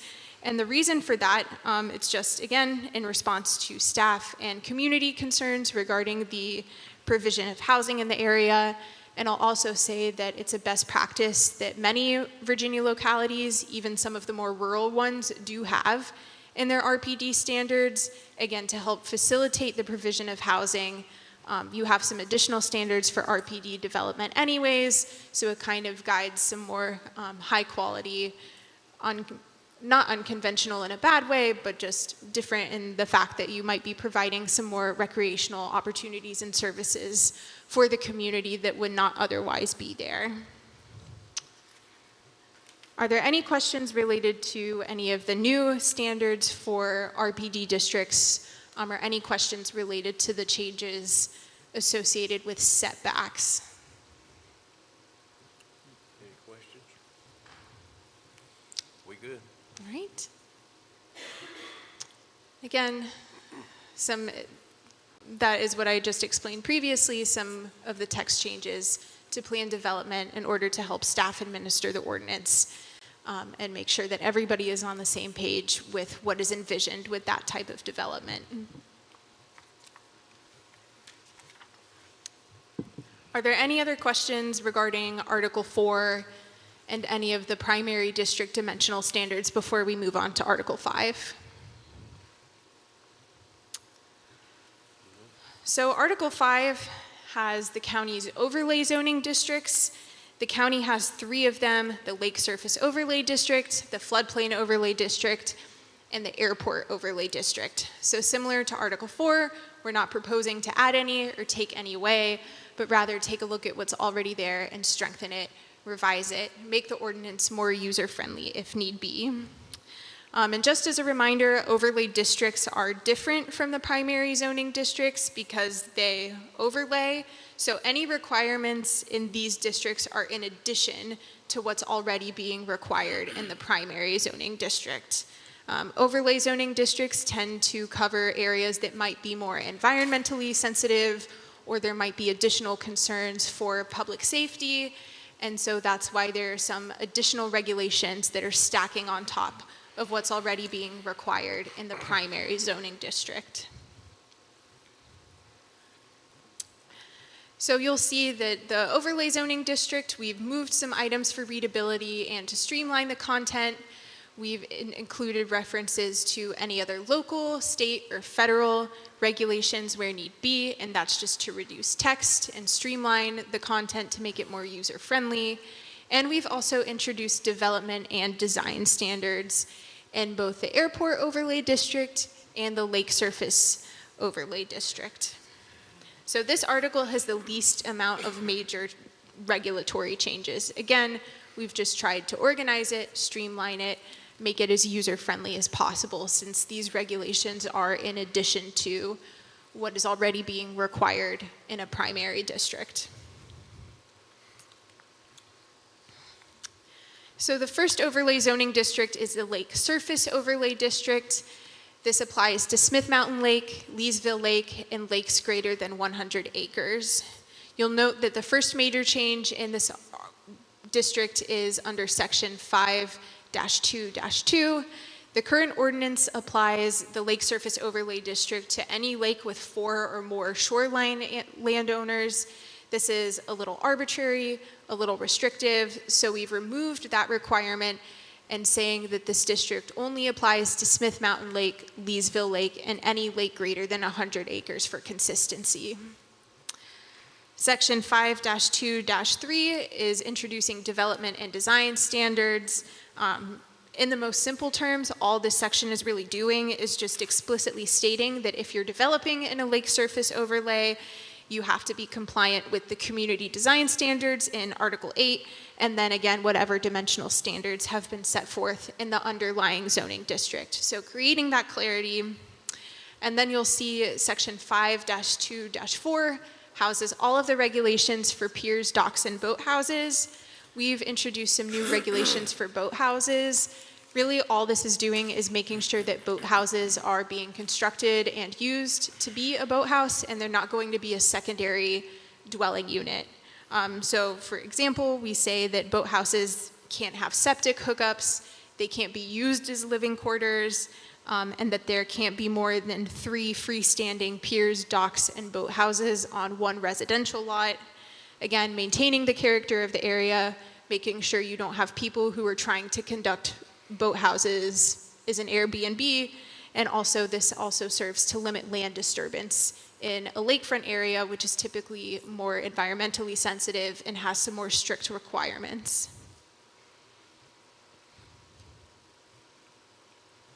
Section 5-2-5, moorings and floats. Currently, the ordinance says that review and approval of all moorings and floats is up to the Board of Supervisors. We've proposed to make this process administrative in nature. This is consistent with changes that we made to Articles 2 and 3, giving the administrator authority to review and approve certain uses that might not necessarily need a full board approval. And then Section 5-2-6, variances. This is a new section to address variances for all structures within a lake surface overlay. Right now, the ordinance only includes language related to variances for piers and docks. So we've just kind of included a blanket statement that if anybody wishes to develop something that doesn't fall under the regulations, they can do so with a variance. And then we also have text in the ordinance that says, again, where the ordinance conflicts with any state or federal requirements, the more stringent shall apply. And that just makes sure that, for example, a U.S. Army Corps engineer or a DEQ provision is still going to be followed. Are there any questions about the lake surface overlay district? I've got a question. I think that last comment might help us, but I've been involved in lawsuits before, and AEP controls docks and boathouses and buoys and they're very militant about it. So, Emily, what's your take on this? I've been in contact with Neil Holthauser with AEP, and he did not have time to look over it before it came before you all to review. But he will be reviewing this section to make sure that it aligns with all of their regulations and there are no conflicts. But we have to keep in mind that this doesn't just apply to Leesville Lake and Smith Mountain Lake. If someone were to do some large development and create some other man-made lake, this would apply over 100 acres. This would apply to that as well. And, you know, we might not have a public utility operating that lake. So where, you know, AEP, that's regulated by FERC. So they are going to supersede our zoning. You know, if it's more stringent, they're going to allow and disallow what they allow on their lake. And there's not a whole lot that we can do about it. But, you know, we do have this in place if there was another lake created in the county, or if, you know, it was something that AEP did not regulate necessarily, such as boathouses and things like that. So they are very involved in this conversation. Mm-hmm. Are there any other questions related to lake service overlay regulations?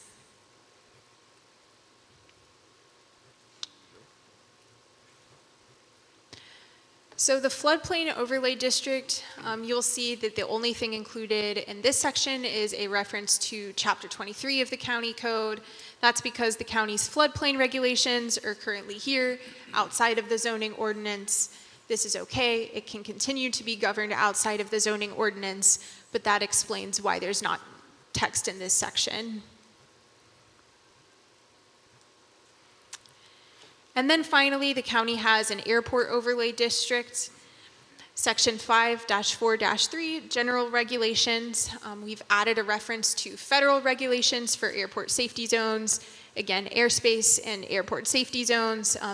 The state and the federal government have some pretty strict regulations on that, so including that code section. And then we've also added reference to the federal regulations in the definition of the term airport safety zones as well, to be completely clear. We've also updated language to reflect what's occurring in practice. So the current ordinance references a zoning clearance. This is outdated language, and so we've changed it to read zoning permit, consistent with Article 3. It doesn't change anything about the actual procedure, but that's an example of where that language can be cleaned up and made consistent to eliminate any internal conflict within the ordinance. And then we also added language to clarify that property owners of non-conforming uses, lots, and structures within this overlay district are still required to comply with any local, state, or federal requirements for safety markers and lighting. Again, airport overlays tend to have greater public safety concerns. They tend to be more regulated by state and federal laws, and so making sure that it's understood that even if you're legally non-conforming, you are still required to comply with any federal safety requirements. And then section 5-4-4, development and design standards. It's a new section proposed for inclusion, and it just addresses development and design standards for the airport overlay district, and much of this is going to be tied directly to Article 8, which has the community design standards that will apply to all zoning districts. Are there any questions regarding the airport overlay district? I have a question. How about public landing strips for small planes? Is there any regulations on that? So We have this, some through the county. yes, so this is more tied to, most of this is around the city of Danville and the airport that's located in the Danville, and what is determined to be the airport safety zone, or the fly zone, basically, for their runways. So it helps staff know when structures are located in that fly zone, or no, you know, that area, so that we can better determine height restrictions and make sure that they have all the state and federal permits that are needed, and they're checking all the boxes before we issue permits. Mm-hmm. There's some language at the beginning of the article that says anytime the word airport is used, that's intended to mean Danville Regional Airport. And so the overlay would only apply to those areas that are determined at the federal level, as Emily said, to make sure that everything, all the requirements are being met before a permit is issued. Okay. Is there any distinction between an airport and a landing strip? Because Hargrave has landed helicopters there. There's a landing strip out 57. There's one in Axton. So should this encompass that as well? So my understanding is that uses such as that, so a landing strip or a very small private airport, would not have the same federal requirements as a regional airport. If there were another airport in the county, or if one of those landing strips were ever to expand to the point where it would warrant a federal regulation, then the ordinance could be amended and that overlay could apply. Currently, this district only applies to the airspace around the Danville Regional Airport. It doesn't apply to any of those smaller uses in the county. And then we'll also be defining clearly what is an airport versus what is a landing strip. So it's clear to people what we mean when we say an airport versus a landing strip. Does that answer your question? It does, yes, ma'am. Thank you. Okay.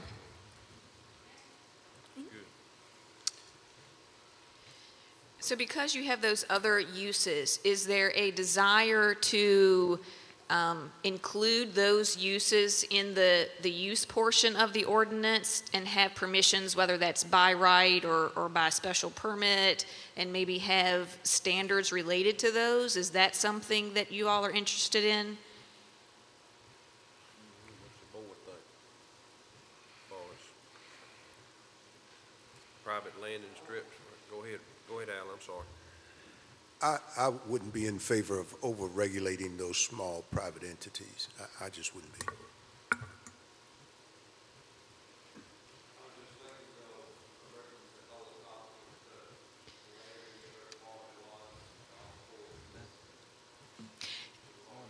This would be related to private uses, someone who has a private landing strip or a pad. We can address I that know. as a That's use with exactly use right. standards, if it's something that you all want to include. I'm seeing no's, so I just wanted to be clear and I would understand. do it now rather than later. So you would be in favor of that? Is there anyone else that would be in favor of that? I would not. I see. don't think so. Go ahead. Yeah, I don't think we should be involved with that yet. Okay. Why not? We're looking at ordinances to protect the citizens, and there's an airport or landing strip nearby where you fly right over the highway, right over houses.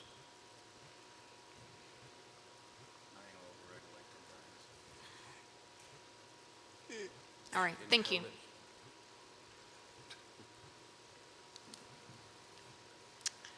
Are there any other questions related to the airport overlay district?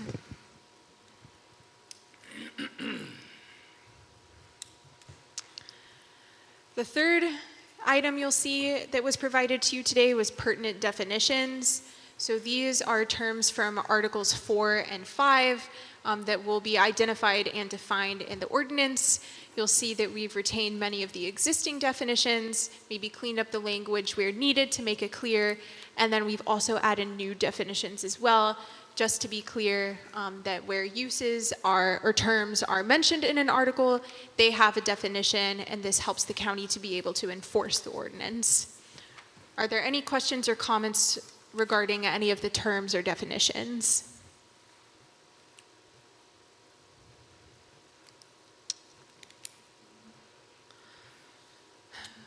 Anybody have any questions? I'm good. All right. Our next article that we review will be the use matrix. This will be essentially a table. It will list all of the uses in the zoning ordinance, where they are permitted, where they are not permitted, and where they will only be allowed with a special use permit.